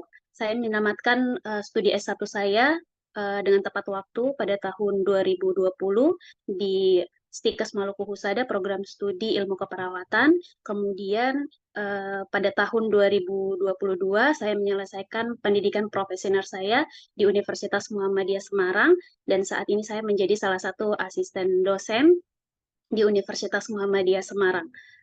Saat ini saya mendaftar LPDP jalur afirmasi. Saya mendaftar LPDP jalur afirmasi untuk melanjutkan studi magister di Universitas Gajah Mada. Ini tuh, Pak. Oke, baik. Bisa dijelaskan dulu terkait dengan nanti mau ngambil apa magisternya, terus alasannya apa, terus kenapa harus UGM, kenapa tidak kampus lainnya? Baik, rencananya saya akan mengambil magister keperawatan dengan minat keperawatan gawat darurat. Ini berdasarkan dari pengalaman saya dengan minimnya ilmu yang saya miliki pada saat pendidikan profesional, saya menemukan beberapa permasalahan terkait dengan masalah kardiovaskuler yang tidak tertangani dengan baik, dan saya masih belum tahu penyebab penanganannya itu seperti apa, apakah ini merupakan masalah dari keadaan pasiennya sendiri atau penanganan dari tim medisnya yang uh, kurang profesional. Kemudian kenapa saya memilih UGM? Saya memilih 3 universitas, diantaranya adalah Universitas Gajah Mada, Universitas Airlangga, dan Universitas Pajajaran. Hanya saja semua universitas yang saya pilih memiliki akreditasi yang sama, yaitu akreditasi A. Hanya saja di Universitas Gajah Mada, kenapa saya pilih menjadi prioritas? Karena universitas ini menyediakan minat yang ingin saya ambil, yaitu minat gawat darurat. Oke, bisa disebutkan lagi berkaitan dengan peranannya Anda, kenapa harus ngambil gawat darurat ya, magister gawat darurat, dan sumbangsinya apa untuk masyarakat? Baik, terima kasih. Yang pertama, tadi berdasarkan pengalaman saya tadi, bahwasanya masalah-masalah terkait dengan gawat darurat ada beberapa yang memang tidak teratasi dengan baik berdasarkan pengalaman. Kemudian alasan kedua adalah di wilayah saya, di Maluku yang saya ketahui, banyak sekali dosen keperawatan ataupun perawat sendiri yang memang berfokus pada minat keperawatan yang lain. Salah satu contohnya adalah keperawatan medical bedah, dan untuk minat keperawatan gawat darurat itu sangat minim dan jarang sekali saya temukan di wilayah saya wilayah saya hingga saat ini. Itulah kenapa salah satu alasannya saya ingin mengambil minat gawat darurat. Sumbangsi untuk masyarakat apa Oh iya, kebermanfaatannya? ya, kebermanfaatannya untuk masyarakat tentunya karena dengan uh, kuantitas ya, dengan kuantitas perawat atau dosen yang nantinya yang pada saat ini berada di wilayah saya berharap saya bisa melakukan atau saya bisa membantu masyarakat terkhususnya di wilayah saya dari segi penelitian ataupun dari segi pengajaran uh, sesuai dengan cita-cita saya, yaitu menjadi dosen keperawatan gawat darurat. Mungkin itu, Pak. Oke, bisa disebutkan Tridharma perguruan tinggi itu apa-apa saja sebagai dosen? Baik, Tridharma perguruan tinggi yaitu eh, pendidikan, kemudian eh, mohon maaf, Tridharma perguruan tinggi yaitu pendidikan, penelitian, dan pengabdian masyarakat. Oke, baik. Bisa ini ya, ceritakan nanti rencana studinya seperti apa di UGM? dan misalnya untuk kurikulumnya seperti apa? Baik, terima kasih atas pertanyaannya, Pak. Eh, Rencana studi saya nantinya saya akan melanjutkan studi magister keperawatan setelah saya mencari tahu ternyata kurikulum magister keperawatan di UGM itu terdiri dari 44 SKS yang nantinya dia sudah terstruktur tiap semesternya, di mana semester 1 kita ada 18 SKS, kemudian semester 2 ada 14 SKS, semester 3 2 SKS, dan tesis di semester akhir ada 8 SKS. Tapi uh, untuk menempuh pendidikan magister ini bisa ditempuh dengan maksimal 3 SKS. 3 SKS, 3 semester. Mohon maaf. Maksimal atau minimal? Maksimal, Pak, maksimal. Maksimal 3 semester, berarti bisa lebih cepat dong.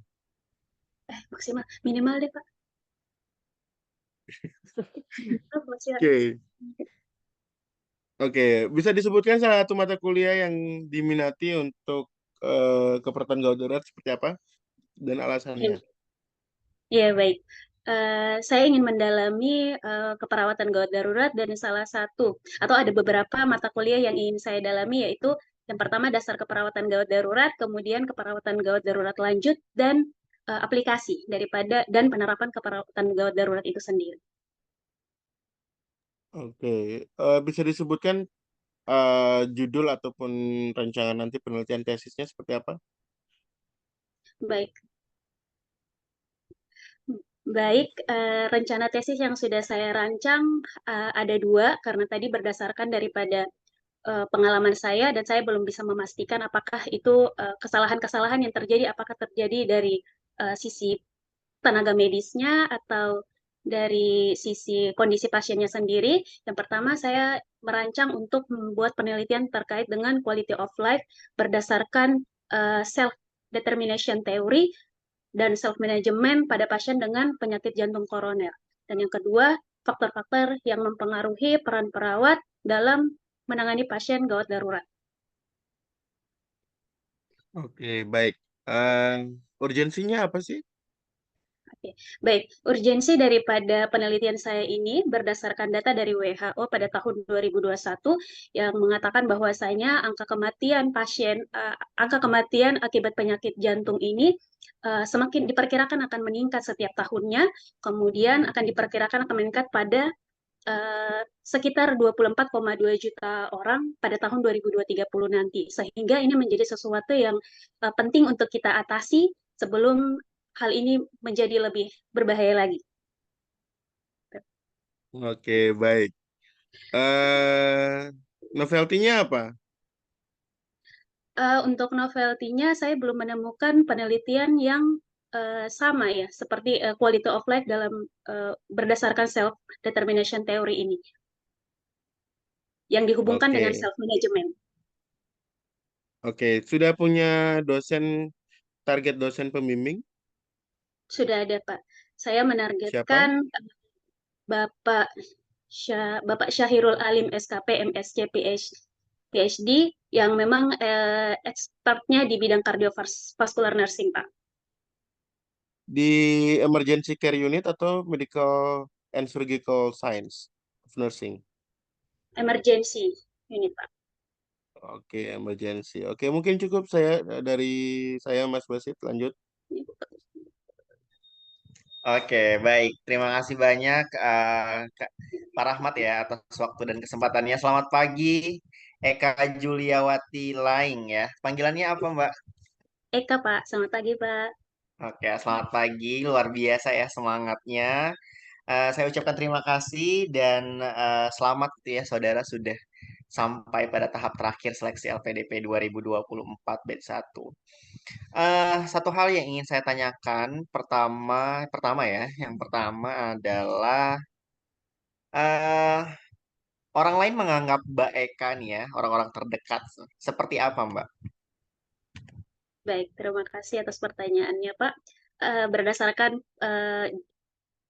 pendapat dari teman-teman sekitar yang pernah saya tanyakan terkait dengan diri saya, mereka banyak di antara mereka yang mengatakan bahwa saya terlalu baik orangnya dan tidak dan lebih dan lebih mementingkan orang lain dibandingkan diri sendiri. kebanyakan mengatakan seperti itu, Pak. Oke, terlalu baik. Menurut saudara, terlalu baik ini merupakan sebuah kelebihan yang saudara miliki, atau mungkin ini menjadi sebuah kelemahan ya? Karena ada anggapan ya, orang yang menjadi yes person itu cenderung orang yang tidak memiliki value. Nah, tanggapan saudara itu bagaimana? Oke, baik, terima kasih atas pertanyaan, Pak. Eh, saya merasa bahwa kondisi terlalu atau punya terlalu baik sebagai seseorang ini bisa menjadi kelebihan ataupun bisa menjadi kekurangan. Kelebihannya adalah kita dapat membantu orang tanpa memikirkan kondisi-kondisi tertentu, dan kelemahannya adalah kita bisa dimanfaatkan kalau kita tidak mampu untuk manajemen itu dengan baik. Makanya untuk mengatasi masalah ini ya terkait dengan permasalahan terlalu baik, saya sekarang akhirnya uh, menentukan atau saya lebih berpikir lebih logis lagi untuk nantinya membantu dalam kondisi-kondisi yang seperti apa. Gitu, Pak. Oke, ada peristiwa nggak yang pernah Mbak Eka alami di mana Mbak Eka itu terlalu baik sama orang tapi dampaknya buruk terhadap diri sendiri? Baik, Pak. Terima kasih atas pertanyaannya. Salah satu pengalaman saya terkait membantu orang dan mengakibatkan keburukan terhadap diri saya sejauh ini masih belum ada. Hanya saja pernah ada di satu kondisi ketika S1, saya banyak membantu teman-teman untuk menyelesaikan skripsinya, sementara skripsi saya terbengkalai, tapi tidak begitu terbengkalai, tapi lebih belakang dibandingkan teman-teman, sehingga saya dijuluki sebagai tim hore oleh dosen saya, Pak. Oke, menarik ya, tim hore gitu. Tapi apakah hal ini akan terjadi pada saat nanti saudara menempuh pendidikan studi S2? Khawatirnya nih ya, karena memang kebaikan saudara yang luar biasa, hal tersebut bisa terjadi kembali. Baik, Pak, terima kasih atas pertanyaannya. Saat ini, kebaikan yang saya miliki, saya rasa sudah berkurang dibandingkan saya waktu dulu, karena belajar dari pengalaman, ternyata ada hal-hal yang harus kita filter, ada orang-orang yang harus kita bantu. Dan saya bisa jamin kondisi ini tidak akan terulang lagi, karena pada saat ini saya membuktikan dengan saya berani menolak permintaan tolong dari teman-teman ketika saya merasa itu tidak terlalu urgent, atau saya memiliki uh, prioritas yang lain. Oke, jadi saudara saat ini luar biasa ya, sudah memiliki batasan terkait dengan hal itu. Dan saudara memposisikan diri menjadi seseorang yang harus pertama nih ya, sebelum ke orang lain, saudara juga harus memperhatikan diri saudara sendiri. Oke, eh terkait dengan eh, peran dan kontribusi yang akan saudara ambil nanti di masa yang akan datang untuk menjadi seorang dosen ya. Iya, Pak. Oke, modal apa yang sekiranya saat ini saudara miliki untuk menjadi seorang dosen nantinya? Oke. Baik, terima kasih atas pertanyaannya. Langkah awal yang saya lakukan untuk mempersiapkan diri menjadi seorang dosen adalah dengan menjadi asisten dosen pada saat ini, sehingga saya bisa setidaknya sedikitnya tahu terkait dengan eh, bagaimana seharusnya seorang dosen itu. Kemudian persiapan selanjutnya adalah untuk memenuhi kualifikasi menjadi seorang dosen adalah dengan melanjutkan studi magister minimal. Oke, itu yang saat ini saudara miliki gitu ya, atau menjadi modal nantinya untuk seorang dosen. Menurut pandangan saudara, kesulitan menjadi seorang dosen, kan saudara ini menjadi asisten dosen ya, otomatis melihat dong pekerjaan dosen itu seperti apa. Nah, kira-kira jadi dosen itu berat atau tidak ya? Dan kalau misalnya berat, dalam hal apa beratnya? Oke, baik, terima kasih atas pertanyaannya, Pak. Tentunya setelah saya melihat keseharian sebagai seorang dosen di kampus saya, tingkat kesulitan atau tingkat kesulitan yang saya rasakan tiap orang itu pasti berbeda-beda, Pak. Ada yang mengatakan itu berat dan ada yang mengatakan tidak, biasa-biasa saja. Ini tergantung dari bagaimana niat awal daripada seseorang itu sendiri. Kalau memang merasa enjoy dengan aktivitasnya atau merasa nyaman dengan aktivitasnya menjadi seorang dosen, maka semua hal yang akan dia lakukan, yang akan dilakukan juga merasa biasa saja atau menerima itu dengan santai atau dengan enjoy, Pak. Oke, terkait dengan kondisi pendidikan di Indonesia saat ini, dari sudut pandang saudara itu seperti apa? Sehingga saudara ini harus banget gitu ya menjadi seorang dosen gitu. Baik, Pak. Terima kasih atas pertanyaannya.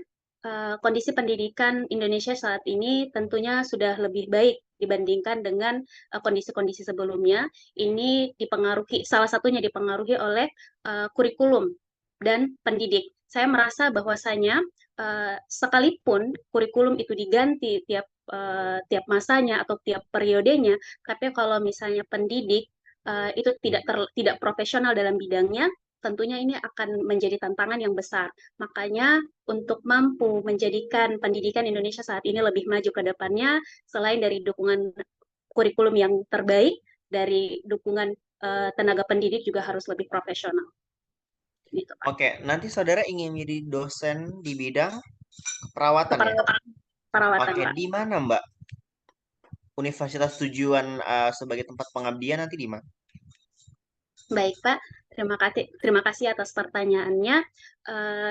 Setelah saya melanjutkan studi S2 nanti, saya berencana untuk kembali ke alma mater saya, yaitu Stikes Maluku Husada, untuk menjadi tenaga pendidik di sana. Oke, jadi itu ada di daerah Mbak Eka sendiri ya? Iya, Pak, di Maluku, Pak. Iya, karena memang saudara masuk lewat jalur afirmasi apa namanya daerah 3T ya? Daerah. Daerah afirmasi ya, daerah afirmasi. Oke, baik. eh Apakah saudara bisa meyakinkan kepada kami bahwa saudara yakin akan kembali ke daerah asal saudara? Karena tidak menutup kemungkinan ya, saudara kuliah di luar daerah asal saudara itu kan nanti akan banyak hal atau banyak tawaran yang menggiurkan gitu ya, dengan hal-hal ya mungkin banyak kampus atau tawaran kampus-kampus yang lebih gitu ya dibandingkan di daerah asal saudara. Terus juga ada kesempatan kerja yang memang mungkin lebih menggiurkan gitu ya dibandingkan menjadi seorang dosen nantinya. Bagaimana saudara meyakinkan kepada kami bahwa saudara akan tetap memilih untuk kembali ke daerah asal saudara? Baik, terima kasih atas pertanyaannya, Pak. Hal ini, kenapa saya bisa meyakinkan pihak LPDP bahwa saya akan kembali kepada wilayah asal saya atau ke salah satu daerah afirmasi yaitu Maluku. Menurut saya ini tergantung dari komitmen tiap individu. Komitmen saya bahwasanya setelah LPDP memberikan jalur afirmasi, berarti bahwasanya LPDP menginginkan pemerataan terkait dengan kualitas sumber daya dari berbagai macam bidang, termasuk ke dalam wilayah-wilayah afirmasi. Sehingga ini menjadikan keinginan saya yang kuat untuk kembali ke wilayah saya. Selain itu, di sana masih ada keluarga dan tentunya nanti akan lebih mensupport dibandingkan kondisi saya di luar wilayah saya. Ini itu, Pak. Oke, saya lihat di sini saudara pilihan atau tujuan utamanya adalah UGM.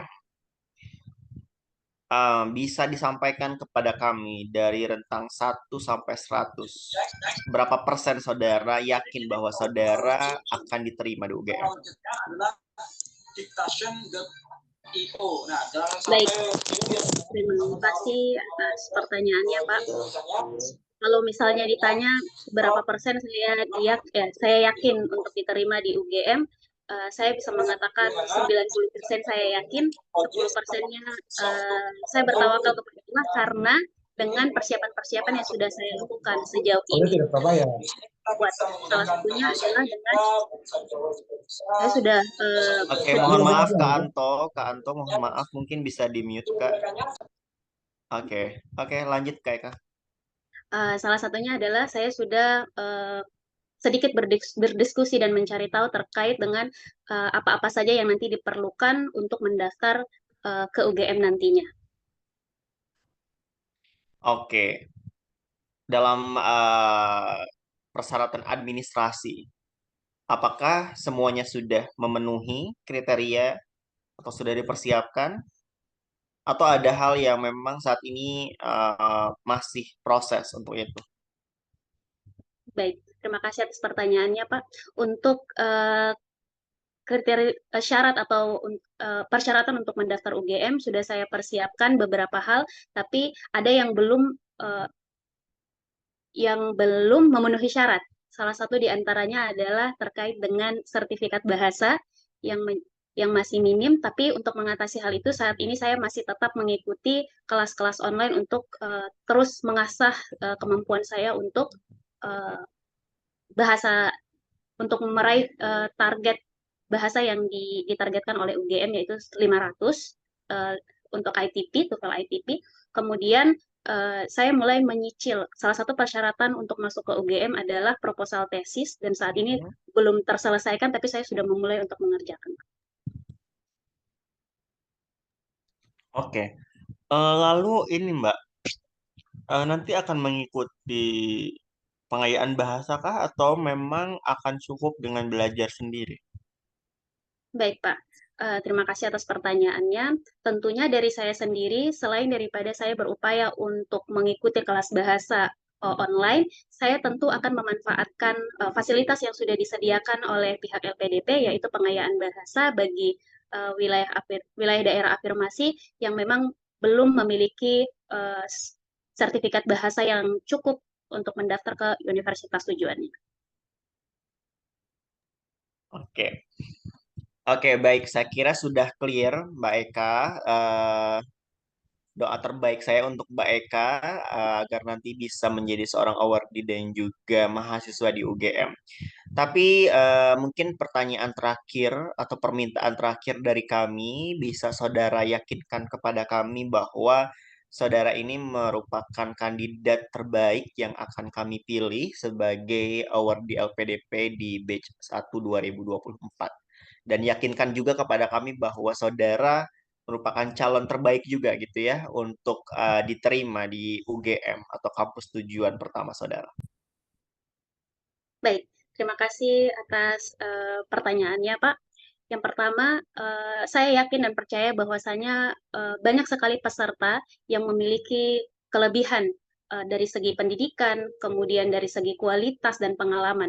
Hanya saja saya berupaya semaksimal mungkin dan seoptimal mungkin untuk menjadi salah satu awardee LPDP. Dan yang menjadi pembeda antara saya dengan teman-teman yang lain mungkin adalah terkait dengan penelitian yang saya gagas, di mana ini nantinya akan begitu bermanfaat demi salah satu cara mengatasi masalah kesehatan yang ada di Indonesia, kemudian rencana kontribusi yang sudah saya rancang untuk kemajuan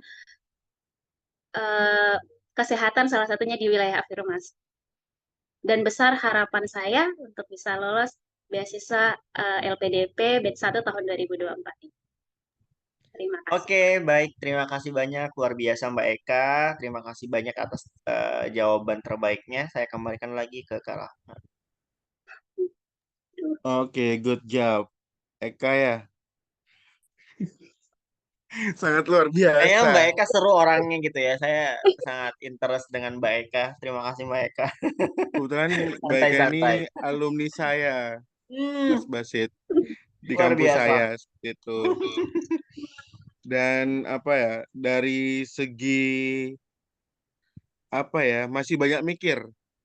Iya, Ya. iya, Udah iya. berapa kali saya di WA grup itu kan, ayo kapan mock up. Sudah 3 kali kesempatan dia halau. Alasannya ada sibuk kegiatan dan sebagainya. Nggak Jadi apa-apa. gini, Eka harus tahu skala prioritasnya itu apa. Toh, maksudnya apa ya? Dengan mock up seperti itu membawa kelancaran untuk kita ke depannya. Contoh kayak siapa tadi? Kak Wici. Kak Wici udah berapa kali Kak Wici ikut? 4 atau Yang 5 ya? yang Dapatify 3 kali. Ini yang ketiga. Nah, ini yang ketiga kali itu udah lancar loh. Nah, ini Eka baru perdana. Ya, dari segi semuanya itu eye contact-nya itu ada beberapa yang tidak ada. Jadi jangan via HP. Join itu kalau bisa tuh via laptop. Jangan tunduk ke bawah karena itu nanti kesannya tuh kita nyontek dan sebagainya. Ya. Terus dari segi untuk apa ya istilahnya? Alasan kenapa harus memilih UGM, kenapa harus memilih Magister Keperawatan Gawat Darurat di sana itu apa? Itu belum mengena. Jadi PR-nya Eka masih dalam 2 hari, besok ini, hari ini dan besok itu harus latihan ekstra. Yang pertama PR-mu itu adalah harus browsing. Keunggulan dari UGM untuk Magister Keperawatan itu apa?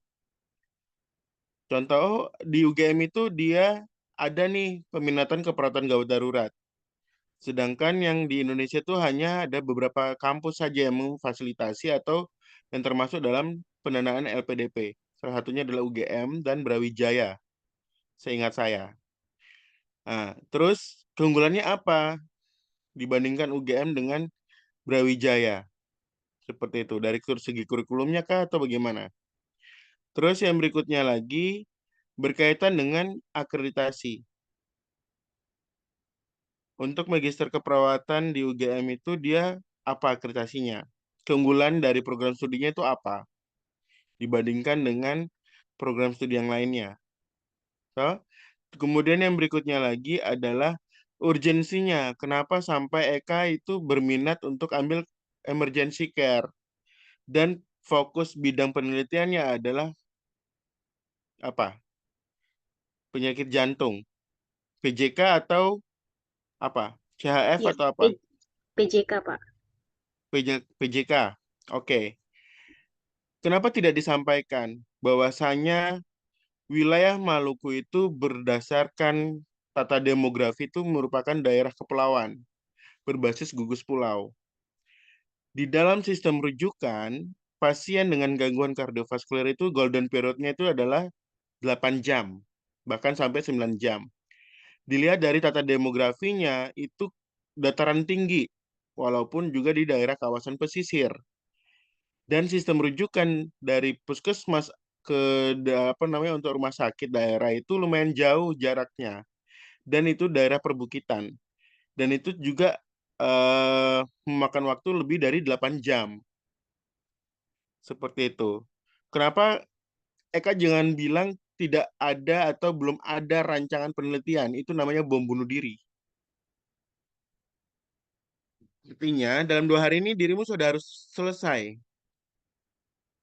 harus punya rancangan penelitian, tesismu, urgensimu itu apa, novelty itu apa. Saran saya itu adalah buat pemodelan sistem rujukan pasien dengan gangguan jantung berbasis gugus pulau.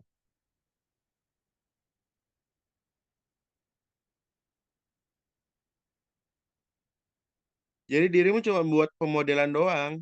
Jadi buat pemodelan itu bagaimana yang berkaitan dengan sistem rujukan itu yang cepat itu seperti apa. Bagaimana cara mengatasi pasien dengan gagal jantung atau PJK yang notabene harus di safety untuk kurang dari 8 jam penanganan. Sedangkan lihat dari kawasan wilayah Maluku itu kan belum di daerah kabupaten ke daerah ibu kota, itu kan apa di daerah kota itu kan butuh perjalanan yang sangat panjang. Misalkan dari Kabupaten Seram bagian barat menuju ke kota Ambon, dari Piru sampai di pelabuhan itu dua jam lah, 2 jam belum naik ferry 2 jam lagi, belum dari pelabuhan ferry ke kota Ambonnya itu butuh 1 jam lebih bahkan hampir 2 jam. Itu 8 jam doang itu sudah selesai itu.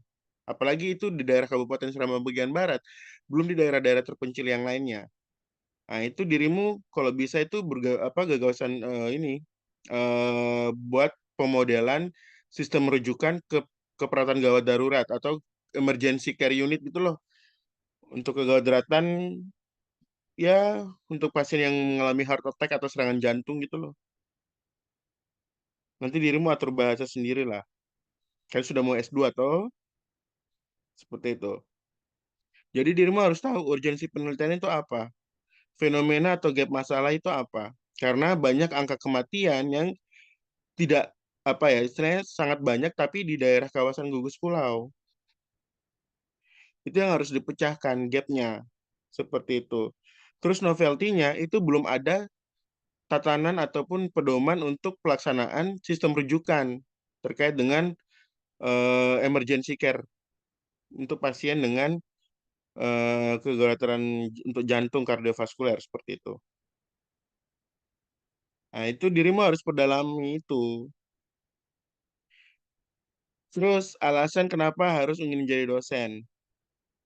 Tridharma perguruan tinggi itu mulai dari pendidikan, pengajaran, penelitian, dan pengabdian masyarakat. Pendidikan dan pengajaran itu gabung jadi satu. Bukan pendidikan doang, bukan pengajaran doang, tapi pendidikan dan pengajaran. Pendidikan dan pengajaran itu seperti apa? Ya dengan strata pendidikannya kita mendidik dan mengajarkan sesuai dengan terintegrasi dengan bidang ilmu kita. Penelitian berkaitan dengan kita punya hasil-hasil riset, dikembangkan. Yang dirasakan oleh masyarakat itu apa? Oh ya, dengan saya membuat pemodelan ini, saya akan sosialisasikan ke apa namanya untuk rumah sakit daerah ataupun vaskes terdekat untuk pelayanan puskesmas. Bagaimana sistem rujukan dari puskesmas ke rumah sakit dan bagaimana untuk caranya timbang terimanya, untuk triasenya, golden periodnya untuk penanganan pasien dengan gangguan jantung itu seperti apa. Itu yang bisa dirasakan untuk angka kematian itu bisa diturunkan, bukan semakin meningkat seperti itu. Jika dilihat dari data demografi wilayah Maluku. Seperti itu.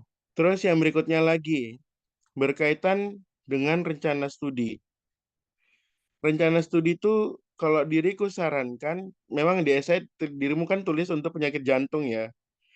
Tapi kok saya lebih srek itu dengan disaster penelitianmu. Kenapa tidak srek dengan bencana, keperawatan bencana? Kenapa tidak disebutkan bahwasanya wilayah Maluku itu merupakan lintasan untuk Ring of Fire? Apalagi dengan pengalaman dirimu kan ujian skripsi waktu gempa toh. Iya, Pak. Itu kenapa tidak dituangkan pengalamanmu, experience? Nah, itu jadi opsi-opsi untuk dirimu nanti bisa dikembangkan lah. Terus nama dosen atau yang targetnya untuk jadi pembimbing tesis. Dirimu harus tahu nama gelarnya apa, terus track record beliau itu publikasinya itu apa, tahun berapa, judulnya apa, publishernya itu terindeks Sinta ataupun Scopus Key berapa, contoh. Itu harus dihafal di luar kepala. Terus yang berikutnya lagi, eh, itu saja sih yang penting dirimu harus tahu. Dan attitude, jangan lupa attitude pada saat menjawab. Tadi itu kayak apa banyak yang keceplosan dan banyak mikir seperti itu. Nanti lain kali kalau pada saat hari H itu harus join pakai laptop, jangan pakai HP. Oke? Ya, Pak. Banyak-banyak belajar. Makanya diriku tuh agak getol sekali dengan dirimu tuh sudah 3 kali tuh Iya, Pak. membuang kesempatan. Lanjut ke Mas Basit. Oke, selamat malam Mbak Eka. Mohon maaf ya tadi saya ketawa tuh bukan menertawakan Mbak Eka gimana gimana gitu ya, tapi memang lucu sekali gitu ya terkait dengan apa namanya ketika bingung ekspresi wajah yang diberikan kenapa harus seperti itu gitu. Kenapa harus ketawa dan mikir sejenak gitu ini bener atau enggak ini bener atau enggak gitu kelihatan banget gitu. Jadi memang secara emosional nanti harus harus dilatih lagi gitu ya. Harus bisa terkontrol. Kalau misalnya kita bingung ya atau misalnya kita lupa ya udah nggak apa-apa gitu. Kita nggak perlu menunjukkan bahwa ekspresi yang berlebih gitu ya terkait dengan apa yang sudah kesalahan yang sudah kita lakukan gitu. Itu yang pertama. Yang kedua, hmm, tadi saya bilang berapa persen saudara bisa dapat diterima di kampus tujuan saudara gitu ya. Tadi 90% kayak gitu. eh Boleh-boleh saja gitu ya, Mbak Eka menyebutkan berapa persen gitu ya persiapan yang saat ini sudah dilakukan, tapi dengan rincian yang runut gitu Pak, gitu ya Mbak Eka. Misalnya nih, Saat ini persiapan saya untuk bisa mendaftar atau bisa diterima di UGM itu 90% Pak gitu. Nah, 90% itu dilihat dari mana gitu. Harus disampaikan apa gitu, 90% itu apa gitu. Kan kalau tadi kayak masih abstrak gitu kan. Nah, makanya tadi saya nanya, secara administrasi sudah cukup atau belum? Ternyata belum. Nah, apakah memang itu 10%-nya yang belum itu? Jadi si TOEFL itu tuh masuk ke 10% itu atau gimana gitu? Dan apakah memang 10% itu sudah bisa menutupi dari si TOEFL itu atau belum gitu? Jangan-jangan memang persiapannya baru 80% nih. Nah, 20% lagi TOEFL gitu. Nah, itu yang harus dielaborasi lagi jawabannya. Jadi boleh-boleh saja berapapun jumlah presentasenya, tapi harus bisa dijelaskan secara runut gitu. 20 atau 10%-nya itu yang belum apa? Tadi harusnya 10% ini dari segi administrasi Pak gitu, terutama dalam TOEFL gitu. Ada di TOEFL saya belum memenuhi, tapi dalam jangka waktu tertentu saya yakin dan percaya bahwa 10% itu akan segera saya penuhi gitu dengan misalnya saya akan mengikuti pengayaan bahasa nanti program yang disediakan oleh PDP. Selanjutnya sambil menunggu saya juga latihan secara mandiri atau otodidak melalui YouTube dan lain sebagainya. Itu mungkin yang bisa disampaikan Mbak Eka. Terus Mbak Eka ini ingin menjadi seorang dosen, tapi dari awal sampai akhir hal yang terus disampaikan Mbak Eka ini adalah terkait dengan kesehatan. Tapi terkait dengan pendidikannya kurang disampaikan. Padahal kan Mbak Eka ingin menjadi seorang akademisi. Kayak gitu. Itu kan goals nanti ya. Misalnya Mbak Eka ini ingin menjadi seorang dosen agar si para mahasiswa ini menjadi seorang dokter misalnya. Nah, ketika mahasiswa menjadi seorang dokter, maka kesehatan di daerah mereka akan meningkat. Itu kan jangka panjangnya. Tapi jangka pendeknya tentu fokusnya itu adalah ke pendidikannya. Mbak Eka ini ingin meningkatkan sumber daya manusia dalam hal pendidikannya gitu. Karena ingin menjadi seorang dosen, jadi fokusnya ke pendidikan dulu, baru nanti goalsnya memang ke kesehatan masyarakatnya. Kayak gitu. Tadi juga kayaknya bingung ya ketika saya minta Mbak Eka menyampaikan yakinkan kepada kami bahwa Mbak Eka ini adalah salah satu kandidat terbaik gitu. Nah, pas bagian goalsnya Mbak Eka, saya ingin apa nih? Ingin meningkatkan kesehatan masyarakat atau memang ingin meningkatkan pendidikan atau kualitas pendidikan di daerah Mbak Eka sendiri? Nah, masih bingung gitu. Padahal seharusnya memang dua-duanya. Tapi yang menjadi fokus utama adalah ke pendidikannya karena memang ingin menjadi seorang dosen itu. Kayak gitu. Itu mungkin Mbak Eka. Terus apalagi ya? Tadi sebenarnya sudah sih apa yang saya ingin sampaikan sudah di ini sama Kak Rahmat. Intinya gitu sih, intinya rajin-rajin latihan lagi. Kalau dari aku gitu ya, latihannya di ini lagi. Terus kalau misalnya biar nggak bingung ya, kalau aku dulu tipsnya itu ditulis kayak gitu, tapi nggak dihafal ya. Kalau dihafal kan ketika lupa kita jadi ngeblank gitu ya. Tapi intinya kita harus tahu nih, kalau misalnya ditanya seperti ini, poin pertamanya apa yang harus disampaikan, poin keduanya apa gitu. Jadi runut gitu, nggak kemana-mana dulu. Mungkin dari aku itu, kayak kan mungkin ada tanggapan atau pertanyaan, boleh. Ya, baik Kak, terima kasih atas saran dan masukannya Kak Basit sama Pak Mato. Lucu kali kayak ini. Oke, oke. Eh, ada lagi? Saya ingin Enggak? bertanya. Saya bertanya ke Silakan. Pak Mato, bisa Pak? Boleh Silakan, dong. silakan. Pak, jadi sebenarnya kan rencana tesis yang dirancang ini kan diambil dari pengalaman saat profesi nurse yang tentang penanganan pasien uh, yang apa ya, yang tidak berhasil gitu loh Pak. Kalau misalnya uh,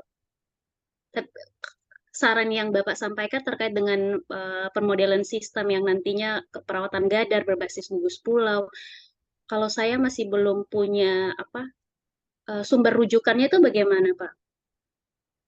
Gini, dirimu kan pengalaman nurse-nya di mana? Di Semarang, Di toh? Semarang Pak.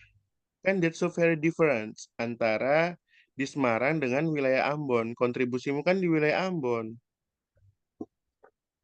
Beda loh penerapan untuk emergency care unit untuk untuk penanganan pasien dengan gawat jantung di daerah Semarang itu kan aksesnya cepat di rumah sakitnya.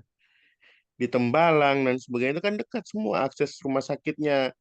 Nah, coba dibandingkan dengan wilayah kota Ambon yang notabene dari kawasan Seluk-Beluk dari kabupaten rujukannya cuma di apa namanya dua rumah sakit, RSUD Dr. M. Halusi Ambon, kemudian ada juga rumah sakit RSUP Jelemena Ambon, itu rumah sakit rujukan dan itu notabene berada di kota Ambon.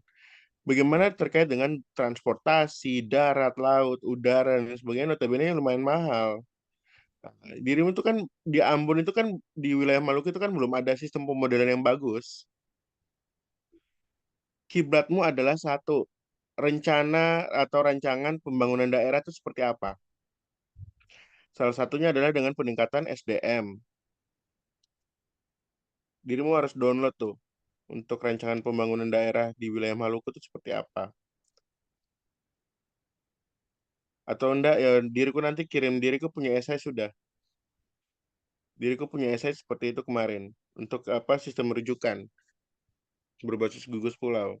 Nah, nanti dirimu bisa lihat bukan men-copy paste, tapi melihat acuannya itu seperti apa.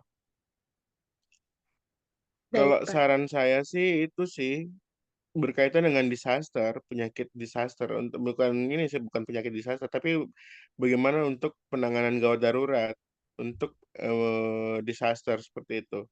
Karena wilayah Maluku itu tuh masuk dalam garis Ring of Fire dengan gunung api terbanyak di Indonesia itu berada di wilayah Maluku. Gunung api di bawah laut. Itu kenapa tidak itu justru gapnya ataupun masalah yang harus diteliti.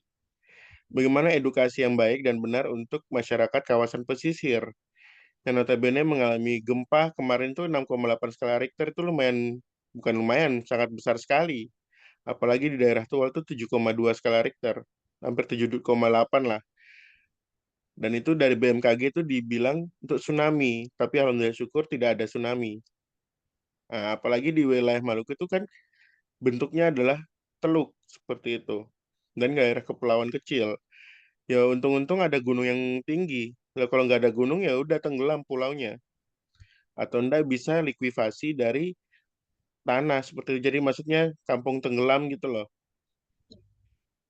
Karena dia langsung apa eh, ke bawah laut seperti itu. Nah, nanti terserah dari Eka mau penelitian tentang disaster kah atau mau tetap fokus di untuk kardiovaskuler. Kalau saranku quality of life itu pasti dirimu pasien dengan heart attack, serangan jantung. Dirimu mau tanya untuk quality of life itu bagaimana caranya, cuy? Ya tidak Iya. efektif lah. Dirimu kan sasaran ke pasien ya bukan keluarga, bukan peran caregiver. Caregiver untuk apa? Untuk pasien dengan kegawatan jantung. Baik, Pak. Kan untuk primary survey itu kan harus cepat. Penanganan tuh untuk golden period itu harus kurang dari 8 jam. Apalagi terkait dengan di IGD itu harus cepat ditangani. Seperti itu. Bagaimana Kak Wici ada gambaran tidak? Saran untuk Eka Kak Wici. Saya juga naik turun sebenarnya Kak. Jadi Kan ini cuma setidaknya kan Kak Wici kan iya. pernah di IGD juga kan? Oh iya. Hmm. Nah, jadi kan untuk notabene kan Kak Wici kan juga untuk yang gizi klinik untuk jantung ya apa?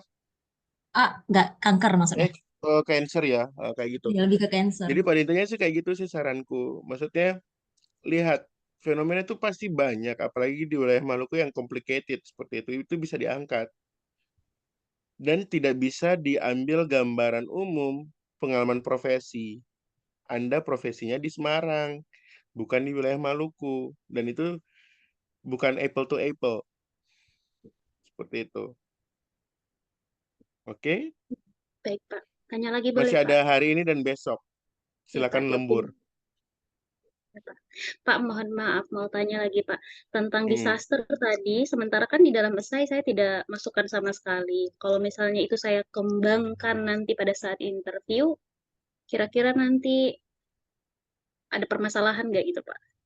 Kalau dirimu mau tidak mau disaster ya tidak apa-apa. Maksudnya kalau berkaitan dengan penyakit jantung koroner ya silakan. Maksudnya tapi lebih fokus ke sistem rujukannya karena gapnya itu adalah belum ada standarisasi untuk sistem rujukan gugus pulau berbasis gugus pulau seperti itu. Nah, nanti metodenya itu mixed method penelitiannya jadi kuali-kuanti. Nah, nanti kualitatifnya itu dirimu outputnya adalah pembuatan modul. Nah, nanti modulmu itu adalah sebagai bahan rujukan. Nanti dirimu harus FGD dengan pakar-pakarnya dari pemangku kebijakan daerah, provinsi, sama dengan spesialisasi untuk keperawatan gawat darurat. Baik, Pak. Dosen-dosennya seperti itu. Dan nanti didiskusikan untuk pemetaan model seperti itu. Nah, itu nanti outputnya adalah dalam bentuk modul atau itu nanti bisa dijadikan bahan rujukan. Nanti kuantitatifnya itu dirimu membandingkan nih atau penerapan kuasi eksperimen juga. Rujukannya misalnya dari Kabupaten Seram bagian barat dengan Maluku Tengah. Rujukannya seperti apa? Kayak gitu. Ya, baik, Pak. Saranku seperti itu sih. Ada Baik, lagi? Pak. Sudah, Pak. Cukup, Pak. Terima Oke. kasih. Tunggu Mas Basit dulu ya, lagi ke toilet. Nggak jadi, Kak. Udah. Mungkin ditutup saja dulu ya. Oke. Oh, makan. Enggak, aku ke toilet. Mau ke toilet. Jadi ditutup aja dulu. Oh, Ini kan sudah selesai kan ya semuanya? udah. Mungkin kita kasih kesempatan dulu untuk teman-teman Oke, dari oke, forum oke. mau bertanya. Oh ya, kita foto dulu ya. Nanti kelupaan. Ya. Action dulu. 1, 2, 3. Oke. Dari teman-teman di Zoom, ada yang mau bertanya? Silakan.